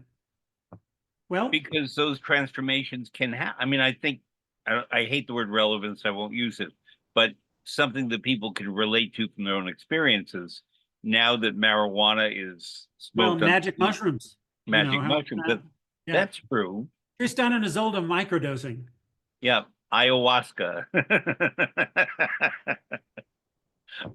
But that would be La Forza del Destino. Don't get me started. Wait, wait, was that a production where they used ayahuasca? No, because he's Peruvian. One of them is Right, right, Peruvian. right. Yeah. So so he's getting Peruvian magic mushrooms before he winds up in Spain. There's Um, that. so Peter, you said to me you're working on a new opera, and I know about it, and I know the source material. I think it's wonderful. I'm not going to tell it. You tell it. Talk about this new opera. So, as those of you who've been following what's been going on in our country know that we had a program called the Fulbright Scholarship, which has been shut down temporarily, I hope, by the Has current it? administration. Well, yeah, that's not being funded. Or this is what I've been told, that they're not having, funds are not Were available you a for it. Fulbright? No, I but was. well, there you go. Huh. 3 years ago, there was a young Polish musicologist and composer named Wojtek Stepian, who got a Fulbright to come from Poland to LA. And he actually was interested in doing work for a written piece about gay American composers and their spiritual beliefs, which is kind of an interesting thing. So he got set up with a whole bunch of gay American composers. Yes, there are such things. And uh, then we had lunch, and he said, I have an idea. I want to ask your thoughts. I think that Christopher Isherwood's novella, A Single Man, would make a wonderful opera. What do you think? And I'm like, totally. One act, 90 minutes, soup to nuts, great. You have to Hmm. contact the Isherwood Foundation, which he did. And through the help of the redoubtable Catherine Bucknell, who's just written a definitive biography of Isherwood, he got the rights. Isherwood, as some of our listeners may know, you know, started in England, had his time in Germany, where he, you know, wrote which was the basis of the stories that he wrote, which became the play by John Van Druten, I Am a Camera, which became Cabaret. So all that cabaret stuff, Fräulein Sally Bowles, comes from the brain of Christopher Isherwood. He then came to California and ended up in Santa Monica and taught at UCLA and taught elsewhere, and was this part of a very interesting set of folks, including Aldous Huxley. And he was, of course, very close friends with W.H. Auden. And he also eventually turned to Buddhism later in life and was very involved with that out here as well. But most importantly, he met in the 40s, he met a young man who was 19 years old, whose name was Don Baccardi, who was a painter. Can you imagine being a painter at 19? And Chris was at that point in his 40s, and they began a relationship. And I had read about this for years, and I'd always thought, how fantastic that these two people were just like, no, we're doing our thing. If you're upset about it, too bad. Sorry, this does not concern you. This is us. We do we, you do you. And they lived together. And there's a wonderful Netflix documentary called, I think, Don and Chris, or Chris and Don, which you can, if you're interested, you can find more information on it. It's just fantastic. And so, as part of working on this piece, I went to Don Baccardi's house with the composer, Wojtek, and with a wonderful New York librettist, Amanda Hollander, with whom I've worked before on several projects. I put them together. She very quickly turned out a libretto. We made edits. He set it, and so it is set and it's ready to go. And we're having our first When you workshop. say said it, he composed it. He composed it. He set the words to music. And at the end of this month, we're having a first workshop where we're going to put it on its feet and see what seems shipshape and what we might need to change. But as part of that, in visiting Don Bacardi at his house, which is the same house he lived in with Christopher Isherwood, where the workroom has been pretty much preserved as it was with Chris, as he calls him, and where Don still sleeps on the daybed that Christopher Isherwood used to take his afternoon nap on. So it's a real, palpable connection. And Don Yeah. now is 90, Yeah. still working.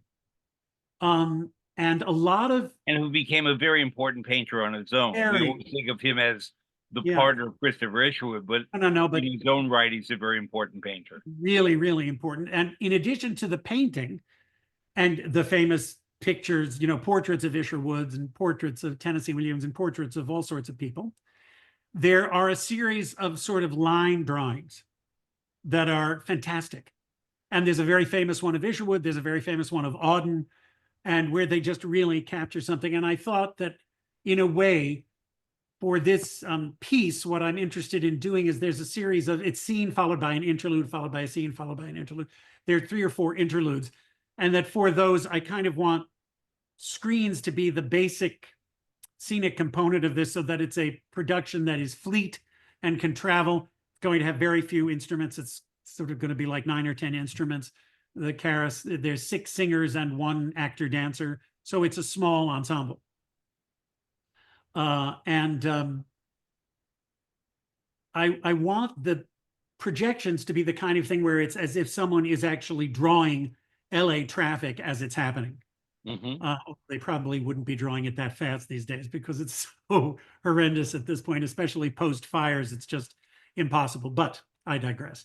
That was a sort of coming from real life inspiration for a kind of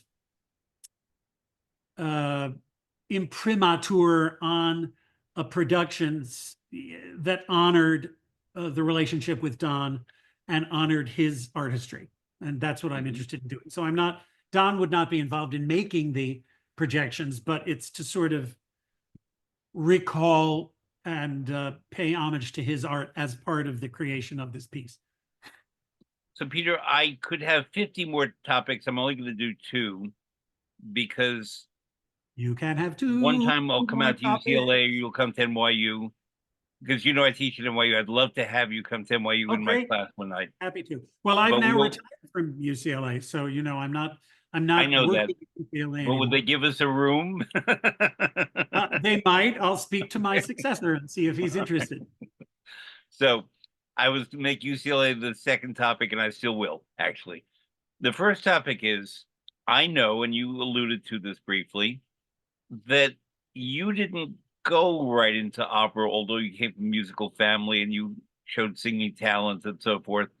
You went into law and government and politics as your studies. Why I'm not objecting, I was a history major. Why did you do that? And then what got you out of it, so to speak? Okay. Great question. I will say I went to Harvard and I studied government because that's their version of political science. It wasn't that I wanted to govern. I specifically, I wrote a thesis about intellectuals in the Spanish Civil War, which is really a history and literature thesis. And everyone was like, why aren't you a history and lit major? And I, believe it or not, I was like, look, I have spent my entire life being competitive academically, and I'm tired of that. History and lit was a competitive major. You couldn't just do it. You had to be chosen for it. And I was like, enough with the choosing. I do auditions all the time. The very first thing I did when I got to Harvard, I moved into my dorm. I saw a poster for Die Fledermaus. I made a note of the time of the auditions. I showed up and I ended up being but cast to do Eisenstein and I was 17. Not Alfred. Singing, say it again? Not Alfred, the tenor role. Oh, Eisenstein. Okay. Alfred Eisenstein, yes. Because to me, it's more of an interesting role, and I had a blast. And my Rosalinda was 25. The Alfred was 23.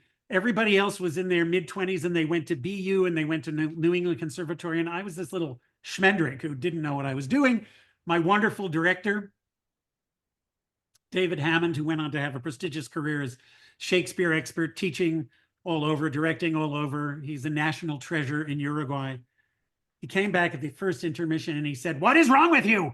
And I said, what do you mean? He said, you're trying to be perfect. Stop it. Go out there and just do your thing. I know that you were great in your high school musicals. Just do the same thing. I'm not asking you to be perfect. Just go out and act. I was like, yeah, that's good advice. And so I did. And my time at Harvard was literally all about performing. From there to plays, to new operas, to Don Giovanni, and Sarah Caldwell sitting in the middle of the front row. And I was like, okay, well, this is something new. Sarah Caldwell, Eric Colwell, Boston Opera, the Boston always Opera. asking for money, but very Yes. improvisational, but worked with Beverly Sills a lot. A genius. A genius. And a genius who looked like Benjamin Franklin, but was not easy. I knew her. I mean, not easy, but a genius. And you wanted to help her because, I mean, true story. One time I was leading some German government officials who wanted to know about funding of the arts through Lincoln Center. And we were stepping what was then called the New York State Theater, which is what I still call it. And we passed through a lobby area, and there was a very large woman asleep on the floor with dollar bills around her body. And that was Sarah Caldwell, who was having a nap on the floor in the lobby. And she literally would After collecting from where? Pardon me? After collecting from where? I don't know who gave her the dollar bills, but the dollar bills on the floor. Really Fred, not kidding. This is not necessarily a And digression. she's much larger than Monsieur Caballé, just to give Here is that. perspective. And she looked dead. And they said to me, "Aber who's this Frau?" And I said, "She's the conductor." No, I said, "Yes." And what she leading, or whatever Beverly Hills was doing then, is what she was leading. And they said, "Aber warum? Why?" And I said, "She's tired." She's tired getting all that money. I will share. The funny Americans and the way we do opera. No kidding. So the wonderful American tenor, John Alexander, fantastic guy, who was singing Hoffman when I was a baby at Chautauqua in the young artist program. He confirmed this story to me. He was doing Faust with her at Boston. And there was a new version, so there was something special about it, but whatever. They showed up for the tech rehearsal, for which you normally need a set. And this rehearsal was supposed to be at 4 o'clock in the afternoon or something. Sarah got there at 10 o'clock in the morning. No set. Set locked up in a truck. And they said, we are not going to unload this truck. We've been given instructions not to unload the truck with the set unless you have $10,000 in cash. She's like, $10,000 in cash? She said, it's a Sunday morning. They said, yeah, sorry, well, we're not opening the truck. She was like, okay, give me a couple of minutes. John Alexander confirmed that this was true. She got on the horn. She got on the phone. I believe she called Peter Greeno, who was Beverly Sills' husband, yeah. Husband, and he either lived near there or was able. Anyway, at 11:45, she showed up with a satchel with $10,000 in bills, and they said, "Here you go." And they put the thing. He said, "Yes, that is exactly what happened." Yes, wow. I believe that completely. Okay. So anyway, you were singing Eisenstein in Cambridge, Massachusetts. At the age of 17. Right. And I did a whole bunch of, pieces new and pieces old. And that was my college. And I decided, I actually had a fellowship to travel to Europe after graduation. And I'd written out, it was a Shaw Fellowship, which is sort of like given to Miss Personality, I think. It was very great that they did it. Was that through Harvard? That was through Harvard, and I got the princely sum of $4,000 to travel in Europe for a year. So, okay. And my project was, I said, I'm about to go be a lawyer, but I am devoted to opera. I want to go see opera everywhere. And that's what I did. So I went to Bayreuth, and actually my dear friend, Stephen Wadsworth Zinser, who's known as Stephen Wadsworth, the opera director, he and I went to Bayreuth together. We went to Munich together. We had great adventures. Frau Dr. Rennert stopping us in the lobby of the Bayerische Staatsoper saying, "Sind Sie Studenten? Jawohl, kommen Sie mit." And that was how we got in to see Die Schweigsame Frau with Rary Grist Wow. and Kurt Moll, and yeah, and you can imagine. Yeah, Fantastic. I can imagine. Fantastic. So I said to her, can I, darf ich zum Toiletten? Ja, ja, schnell. So I did, and I came back and we were logged in. Anyway, seeing that was amazing, amazing, amazing. I think it was with Savalish. Anyway, Conducting. so lots of operas, went back and enrolled in law school. Now, I will say that I'd been accepted at Harvard, but did not go because my voice teacher was in New York. So I went to NYU. And people have later said, so you chose NYU because your voice teacher was in New York? And I said, yeah, precisely. I actually got into Columbia as well, but I chose NYU. And I later met my husband who went to Columbia Law School because by then it was okay for lawyers to come out publicly as gay. It had not been when we started because you could still be disbarred for Yeah. a felon. But as of 1974, that was gone. So ours is a mixed marriage, NYU, Columbia. And we've been together since 1976, but that's another story. Okay. That's great. So yes, it is the Mazel Tov. That's my little altar of appreciation to him in all his manifestations. So Fred, I remember you when you were young too, just so you know. I know that. I know. I know.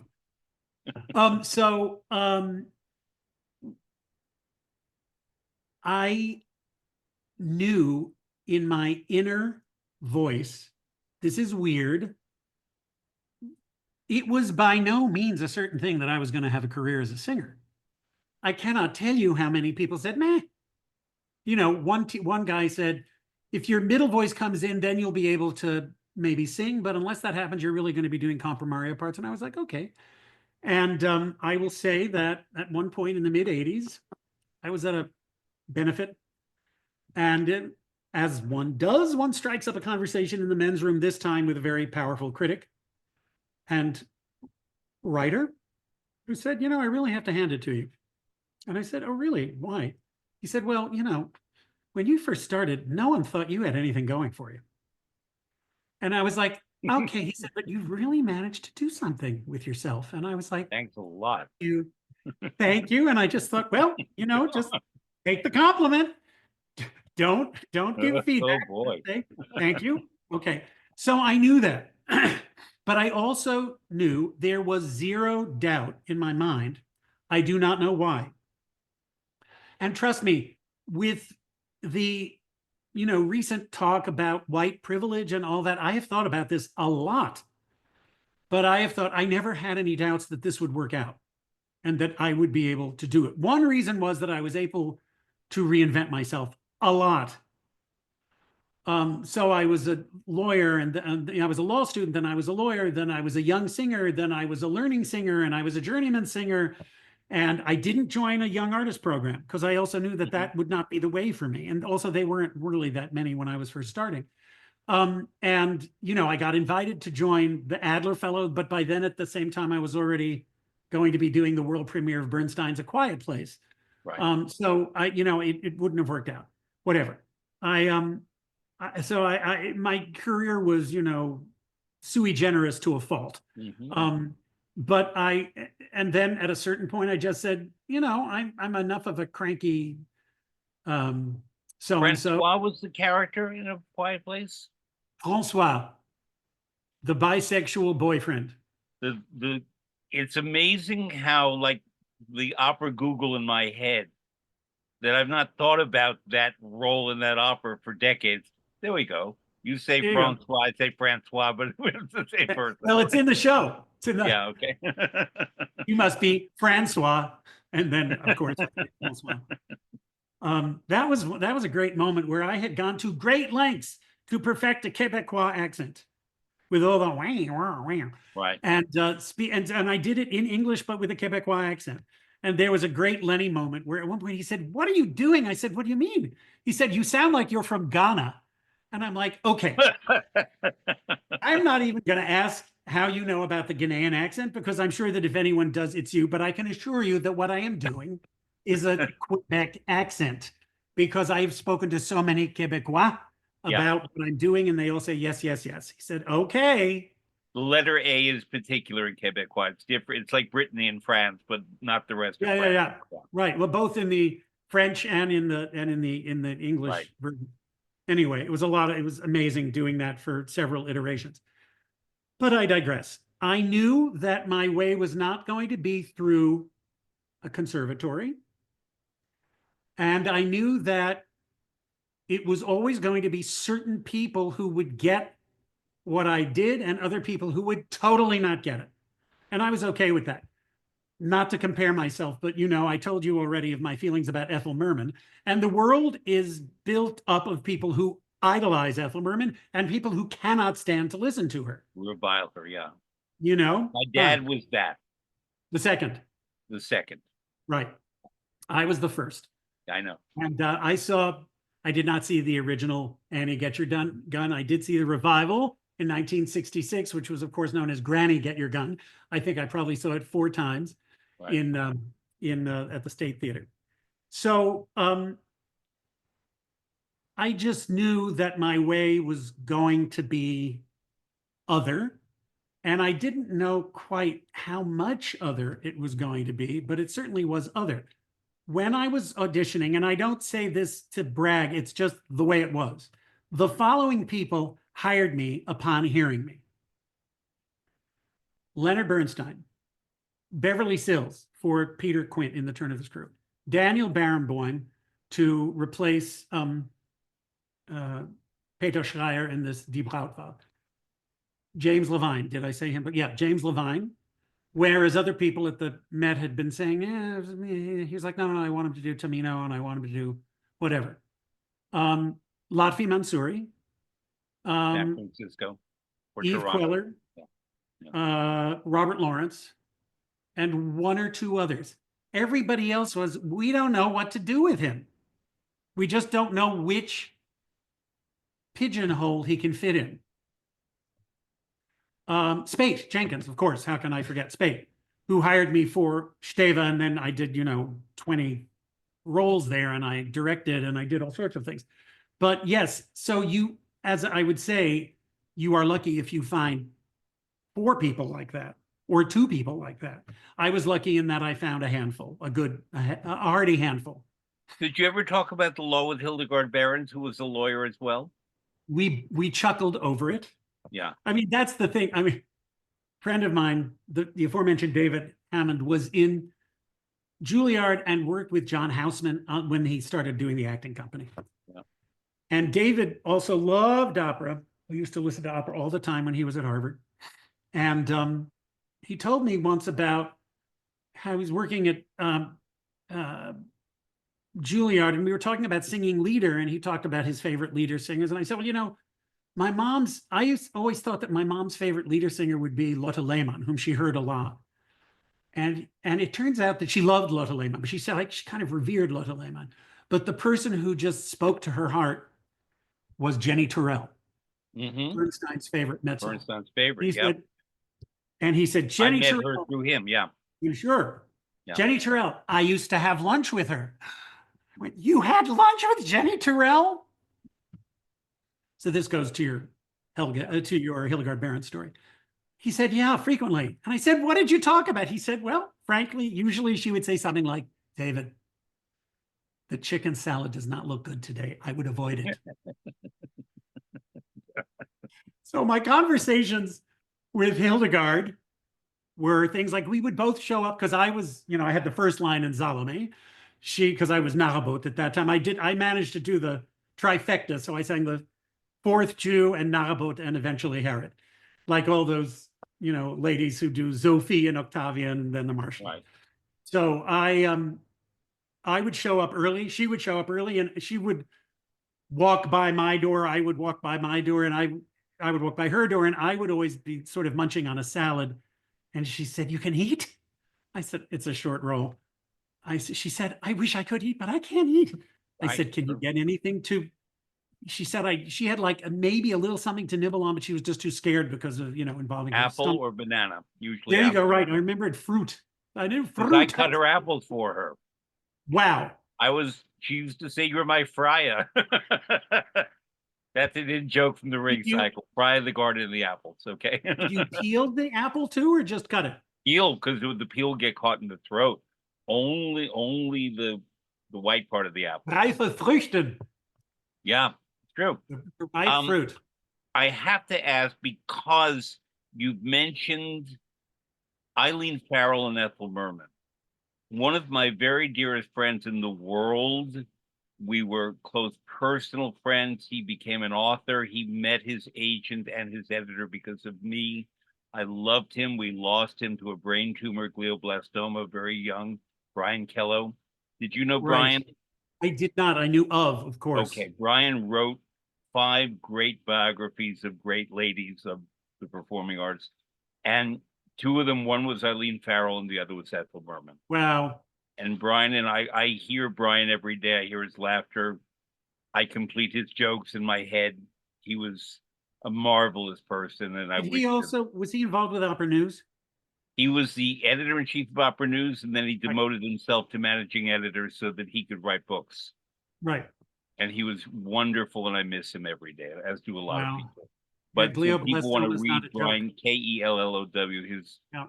for starters, Eileen Farrell for opera, but also Ethel Merman if you're into Broadway. What were the So, other books he wrote about? Who were the he other- wrote about Sue Mengers, I think it's pronounced that way, the great Hollywood agent or powerful Hollywood agent.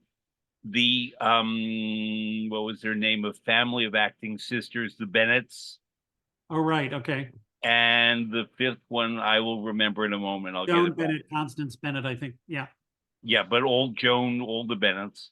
And I don't remember the other right Okay, now. But not there to were put you on the 5 spot. biographies of great women of the performing arts. Wow. Anyway, my final question, dear friend, although I could ask you forever, is you launched a new program at UCLA, University of California, Los Angeles, an opera program where it did not exist before. Well, And it was, but it was different. it was different. But Yes. I know because I follow you even from afar that it went to a whole other level in 2007 or so when you arrived in California or at UCLA, because, we're from the New York area, you and I, and we would cross paths and I'd know you. We didn't really work together, but I had a great regard for you. I think you did for me. Absolutely. And therefore there was a kinship, even if we didn't do stuff together, as I think has been evidenced by this conversation today. But I remember when you moved to California and undertook to create a better, bigger, more important program for opera, because when Americans think about universities that do opera, they think of Indiana first, probably, and other universities in addition to conservatories. But universities are different from Well, other thing, it conservatories sure is. because they're connected to a larger whole. Right. And Indiana got it right from the beginning and is very famous. But it's not that easy to create one at a university from not much. And especially, I would add, and you correct me if you think I'm wrong, in Los Angeles, which historically came late to having a permanent opera company, but is the center of cinema, has a great theater tradition, Right. television, cameras, production abilities that are second to none in certainly America and possibly the world. And There's also a weird opera connection that goes back a long way. yes, I know that the Met toured there. They premiered La Boheme in Los Angeles, and New York City Opera went there. I do know that But because also, I think I want to say Sacagawea. Do you know that opera, which was, I think it was Sacagawea, which was first performed there with a Native American soprano who came out and worked in LA with a teacher. And it was first put on as a sort of pageant, I want to say at the Hollywood Bowl or at the Ford Theater or something, like one of those places out there. So there's a weird, I mean, but you are right. It is. And you the know long why? story You short know is why? that Dorothy Chandler, who was of the Los Angeles Times, very powerful, loved symphony and supported the LA Philharmonic, which is a great ensemble. She didn't like opera. Big So when they time. built the music center in downtown LA, opera was just not part of it. It was touring. And then in the early 80s, I was recruited by a man named Peter Hemmings to come Yeah. out and try to help them build an opera company in LA, which they Right. eventually did. Placido Domingo was involved, later James Conlon. But Peter Hemmings wanted to hire me from the Met to Los Angeles Uh-huh. to help him launch the company there. And I was very flattered. But as I said at the beginning of our conversation today, my orientation was toward Europe. So if I was going to Right. leave the Met, it would be nothing against California, but it would be to go back to Italy, basically, or Austria, but probably Italy. And it just didn't occur to me. I don't know how to drive to move to Southern California, and be part of that world. Although I was never one of those people who said the only culture in LA is yogurt. Right. Right. Los Right. Angeles has fantastic cultural life always, so it's And not. it is. But I remember following from the very beginning because I would be brought out frequently to do projects at the nascent LA Opera, then the Olympics in 1984, the Turandot, and the Right. Falstaff with Giulini. I was involved with, and Renato Bruzone sings Falstaff. So I was there at its beginnings, but there was not a UCLA opera program. USC had Gwen Koldovsky, and it had things going on there in the Music Academy, the West and Santa Barbara up the coast, but not Los Angeles So per se. what UCLA had for many years was this opera workshop. And I've tried to sort of figure this out, and I only have partial information. It was headed by Jan Popper. Frequently, the productions were conducted by Samuel Kruczmalnik, and all of our theater geek friends will know him. I believe he was the person who conducted the original Candide for Bernstein on Broadway. So they were at UCLA, and Jan Popper was very, very, he was really a seminal figure in bringing art to people. And tons of people I know have talked about how they took an opera course from him and it changed their lives, whether or not they eventually went into opera. But UCLA, the UCLA Opera Workshop, I looked at one point at the things they'd done, and I saw Fidelio, I saw Salome, I saw Madame Butterfly, I saw the West Coast premiere of Aufstieg und Fall der Stadt Mahagoni, The Rise and Fall of the City of Mahagoni. And I'm like, okay, this was not a college opera program. There's something else going on. And indeed, it turns out that there was a place where local singers could go and would sing in shows that were put on at the school. And maybe sometimes there would be a graduate or an undergraduate. But before I got there, there had been a man, John Hall, who had been in charge of opera for many years and put on things, but he did not have the support that I was able to engender, because by the time it came to me, they decided that they really needed a tenured professor. And for better or worse, the fact is, John Hall certainly had the knowledge to do that, but they just didn't give him the financial support that he would have needed to make a program. I got a certain amount of that. I was lucky that I came just when the Herb Alpert had given a major transformational gift to form the UCLA Herb Alpert School of Music. And we were able to work, I did several operas, which were music and libretti by women composers and librettists. I did several world premieres. I did Southern California premiere of Dove's Mansfield Park. I did the West Coast premiere of Jonathan Dove's Flight, which James Dara directed. I did all sorts of unusual thing. I think I did it wasn't the US premiere, although it might have been, or maybe just the West Coast premiere of I Due Figaro by him. I know you mean. Yes, exactly. I see the record cover I now. heard Gregory Buchholter conducted here. Yeah. Yeah. It's a sweet piece. Yeah. And his name begins with an M. Speranza Scapucci plays the forte piano on the recording. Anyway, so we did a whole bunch of interesting things, old and new, and that was fine. And I have to say that it got to sort of 2018, 2019, and there was some, there was a lot of stuff which I was lucky. It didn't happen. I was not victim of that, but there was, we had Me Too, and we had the whole thing about equity in opera, which was certainly something that needed to be addressed. And I knew that things were getting tough. And I sort of decided, I had decided before the pandemic that I would be retiring in a few years. And then the pandemic just, I have to say, we did opera workshop in real time all the way through the pandemic. So 3 to 6 on Tuesdays and Thursdays, we met on Zoom. And I saw several classes of students get progressively more and more depressed. And then eventually we were the first group that went back on stage live with a production of Rake's Progress, which I was really happy to finally direct. I'd never been able to, and I did and loved every second of it. And we continued to do more wonderful work. And then at a certain point, I just was like, yeah, this does not need to be me anymore. This needs to be someone who's going to bring a new look and a new energy and who's going to be able to raise even more money. And that was that. But I do have to say that I went out with a bang because Richard Danielpour, who is on our faculty, who's known as the wonderful composer, Grammy Award-winning composer, composed the opera Margaret Garner, based on Toni Morrison's Beloved. Yep. She had written the libretto for that.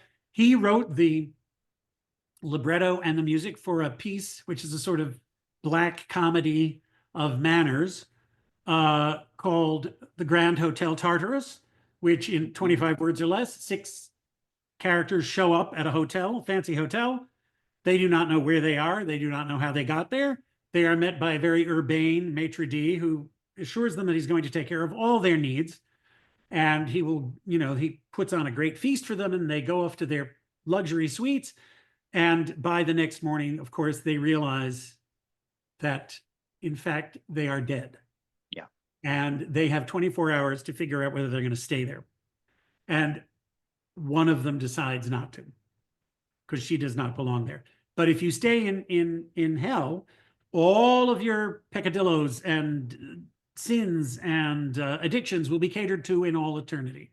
If you go to the other place, you have to be surrounded 24/7 by singing without words, because the devil, of course, is in the text. Anyway, so it was a wonderful show. And all those harps up there. There you go. We had to put it on in the middle of, we were basically a war zone because it happened during the protests last spring, which were part of the Israeli incursion into Gaza, and as a result of the Hamas attack on October 7th. And it was a nightmare. It was an absolute nightmare. Situation changing every day. I realized that putting on an opera was not the most important thing, but after all, it was my job. And there were people whose this was going to be their capstone achievement, and we managed to do it. We did our 4 performances, and it's a wonderful piece. And I'm starting to, we have a pitch deck all set, and we'll be sending it out to producers. So producers, watch out for the Grand Hotel Tartarus. Peter, part of my thinking as we conclude is that being in Los Angeles and having a university, a very important university, UCLA, I read their health letters, their medical stuff a lot because I'm interested in health and I write about and teach it. And one of the most important newsletters I get is actually from UCLA, the other from Harvard. But UCLA, being in Los Angeles, the film capital, has important schools of theater, film, and television, which is something that Indiana does not necessarily have. Wonderful music school that the IU has, but being in Los Angeles means that the way you might set up an opera program or coordinate it with the rest of the university might include, you tell me if I'm correct or not, a school that is exceptional for theater, film, and television. Well, so here's what happened. On my first week, 2 things happened. I asked for a meeting with Mel Shapiro, who was the head of acting at TFT, as we call it, Theater, Film, and Television. And I said, Mel, I'm planning to do 2 shows. The first is going to be Falstaff. The second one is going to be Threepenny Opera in the spring. I would like to use your students for the Threepenny if they want to do it. And he said in his inimitable way, I've been waiting 17 years to hear somebody ask me this. And I said, well, I'm asking. And we made it happen, and it was great. And thus began our collaboration, both with sometimes the performers. We had performers as part of our production of Orpheus in the Underworld, Carousel in Concert, which we actually did a little light staging for, and for Grand Hotel Tartarus, and for several other shows, there were people from the theater school. However, even more important was the beginning of a very important collaboration between opera and the design program at TFT. So at TFT, they have world-class design faculty in scenic, costume and lighting and projection. Right. And I worked with all of them, sometimes even teaching parts of a class. And I am, and what we ended up starting in 2011 or 2012, our big production was always a co-production with the theater, Department of Theater, because it meant that their designers got a chance to actually do an actual project. So when I say that we had, for instance, a designer work on our production of Cendrillon, which I had originally done in Juilliard, but we redesigned it for UCLA, and it's set in 1947, post-war Paris.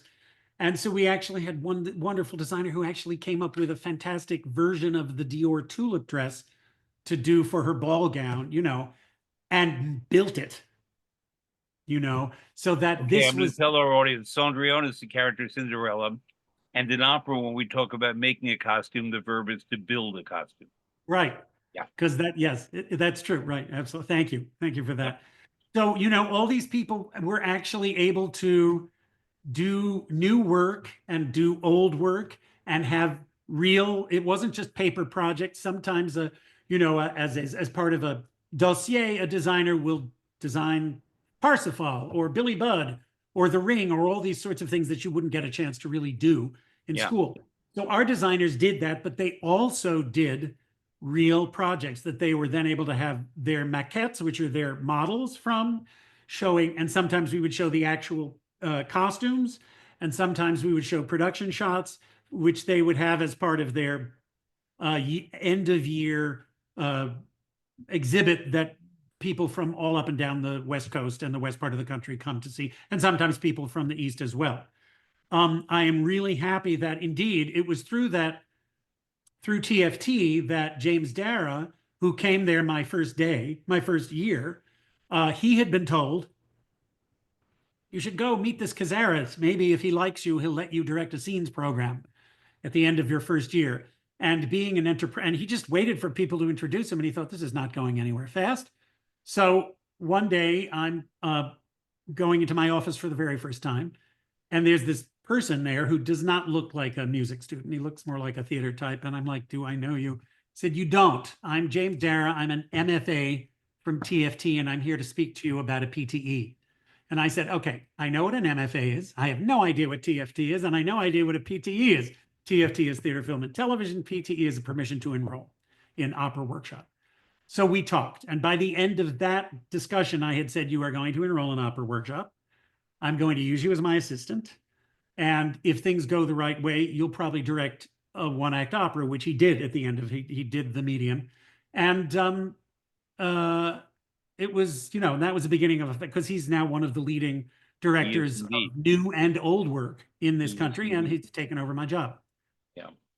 So that was, and he continuing the collaboration with the designers and expanding it, dare I say, because he's now also the artistic director of Long Beach Opera. So I'm not giving anything away when I say that I think there might be something that sort of involves Long Beach and UCLA. Got it. And one of the two singers that I worked with in 1999 on Noel Coward was Jennifer Rivera, who was at Long Beach Opera for a long time. So who was your other singer? Who did that? Keith Ferris, Phare. Yes, wonderful, baritone. Baritone. Yeah. Anyway, you have to repeat one more time what Mel Shapiro said to you. I've been waiting 17 years. Go ahead. I've been waiting 17 years for someone to come and ask me that. You know who said that in opera? Who? Brunhilde to Siegfried when he wakes her up. I've been waiting 17 years. I will say that, one of his other famous lines was when he would be directing someone and something didn't go quite right. He would go, "What, did you take an acting enema this morning or something?" And I once, in a rehearsal at Marilla, was at the table. San I Francisco. said this sort of under my breath, "Oh, did you take an acting enema?" Someone across the room said, "Do you know Mel Shapiro?" And I'm like, it's a small world. I will just share something in closing to let you know how kind the Lord can be, even though I don't necessarily believe. But, over the years, I've worked with several people. One of them, who I was his first opera director, and I was the first person who sort of, he had shown some promise and had been a singer, but never really sort of studied. And he came and he joined UCLA Go Public Education as an extension student, and he had a year with us. And that's Joshua Guerrero, who now is singing all over the place. And I had so the first role he did for me was the Chevalier in Dialogues of the Carmelites, where he kept saying, "I just feel like I'm not acting." I said, "You're acting. Trust me, you're acting. It's about dialogues. Stand in that corridor of light." And then the next piece he did with me was Orpheus in Orpheus in the Underworld. He was fantastic. He was able to sort of spread his wings a bit more in that. The other person who I just want to, and the point is that I'm now able to sit in my living room and watch Josh on TV do Don Carlo from Vienna. Give me a break. I mean, how fantastic is that? Yeah. When I first came to UCLA, I came as not as a professor, but as a sort of, just as a guest to direct a double bill of Gianni Schicchi and Suor Angelica, which I know is your favorite Puccini. Yep. I will confess to it being, it's one of my all-time favorites. I feel like it's a guilty pleasure because everyone makes fun of it. I have never understood that. The first time I listened to it, I spent the entire time crying, the entire time. Tebaldi recording. I just think it's marvelous. Although in the same way that Falstaff and Schicchi for me are in a just class of their own because they're constructed so amazingly. Anyway, one of the two Angelicas who was doing this was a young woman who was in the first year of her master's program. Her name was Angel Blue. Mm-hmm. She had never been in an opera before. She had done auditions. She had been not accepted by a gazillion opera programs, opera young artist programs. She was working in the master's program. Before I came, it turned out that she had gone and sort of lived in a convent in LA for a week to sort of find out what it was about. Yep. And the moment I saw her, I said, now this is a person who has a lot of grit and seriousness of purpose. The reason I mention it is, yes, I am very proud of the fact that I was her first opera stage director. And we sat around a table and we went through the libretto. And she later said to me, "Peter, I thought that that's what people did all the time." Not so much. And I said, "I know it, but it helps. And it's great to have the chance to do it when you're a student." So a couple of Saturdays ago, back in March, I had the chance to hear her in concert in a sort of homecoming recital at LA Opera with the orchestra doing a program that only she could do. So the orchestra did, various, Mascagni, the intermezzo from Cavalleria, and it did the overture to Marriage of Figaro. And she did a potpourri of arias, which were fine. And she did Sarsuela. And she did I Could Have Danced All Night. And she did gospel at the end. And she did spirituals. And she did you Kurt Weill? She did not. On March 8th, and she sang Kurt Weill, which was stunning. The Ucali? Yeah. Yeah. So she just did, and the interesting thing is it ties into what we were talking about before. I was seated next to a couple who had never been to the opera before. He was a musician. He was a content creator, and so he was really excited. And I said afterwards or during it, I said, "Well, what is it like?" In the intermission, he said, "Well, it's so relaxing." And I thought, okay, all right, fine, it's relaxing. Visi d'arte is relaxing. But I knew what he meant. Yeah. Because the stuff that for me is like really revved me up, for him, it just kind of was like he was taking a bath because it was acoustic. Yeah. The second half, She went back and forth using a mic, sometimes not using a mic, other times. And it was fantastic to just see the different way the voice sounded in the house, the different, what she sounded, how differently she acted when she was using a mic and when she was not using a mic. Yep. It was a really interesting thing. And it was also just a great moment to think, well, you know, she's her. I'm not responsible for that. But I worked with her and I helped give her some signposts, which ultimately is what I think is the job of a teacher and a director. A director is constructing the sandbox in which we are all going to play. And then if you do your job well, somebody once gave me a compliment, which I will be so rude as to repeat. They said, what you actually do is you are dad and you give us the keys and you say, bring it home in one piece by midnight. And then you let us take the car out. You're not like hovering over us the whole time. And I said, but the best ideas frequently come from the singers. Not always, but frequently. If you encourage them and enable them. I truly believe that. That's been my experience since the very beginning.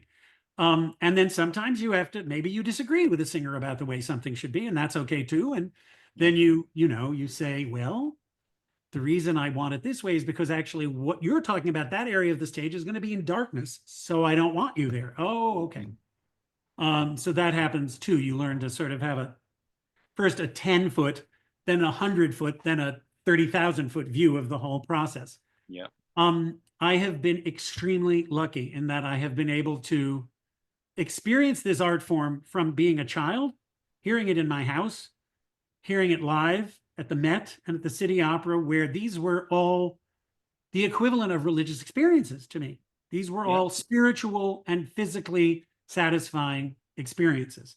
Music to me was always had a physical and a visceral component. And then going on to your Korgol's Die Tote Stadt at City Opera. You bet I did. Yeah, because everyone I know were of the same generation who heard and saw that with Frank Kazaras' production. That's one of the touchstones that changed opera for us. And also Macropolis Affair with Marilyn Niska, which I did not hear there. Which had projections. Yeah. A lot, and she was an astonishing performer. But so did Die Tote Stadt had Right. filmed, really, yeah. Yeah, that's right.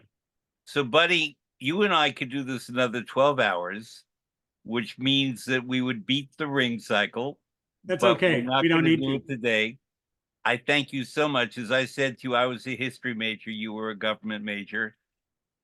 We historian people like to document stuff because I firmly believe that if it's not documented in memory, it's forgotten. And part of why I wanted you specifically to join me on a program is because people will watch this who want to work in opera and learn so much. I learned a few things today. I knew a lot that you reminded me of that was thrilled to think of again. And so, Peter Kazaras, I thank you very much for this really wonderful conversation that we had. Thank you, Fred, for thinking to ask me. And for all those who are thinking of going into the profession, just remember everybody's path is their own path. There's not a cookie cutter way to do it. Especially now. Especially now. Thank you so much.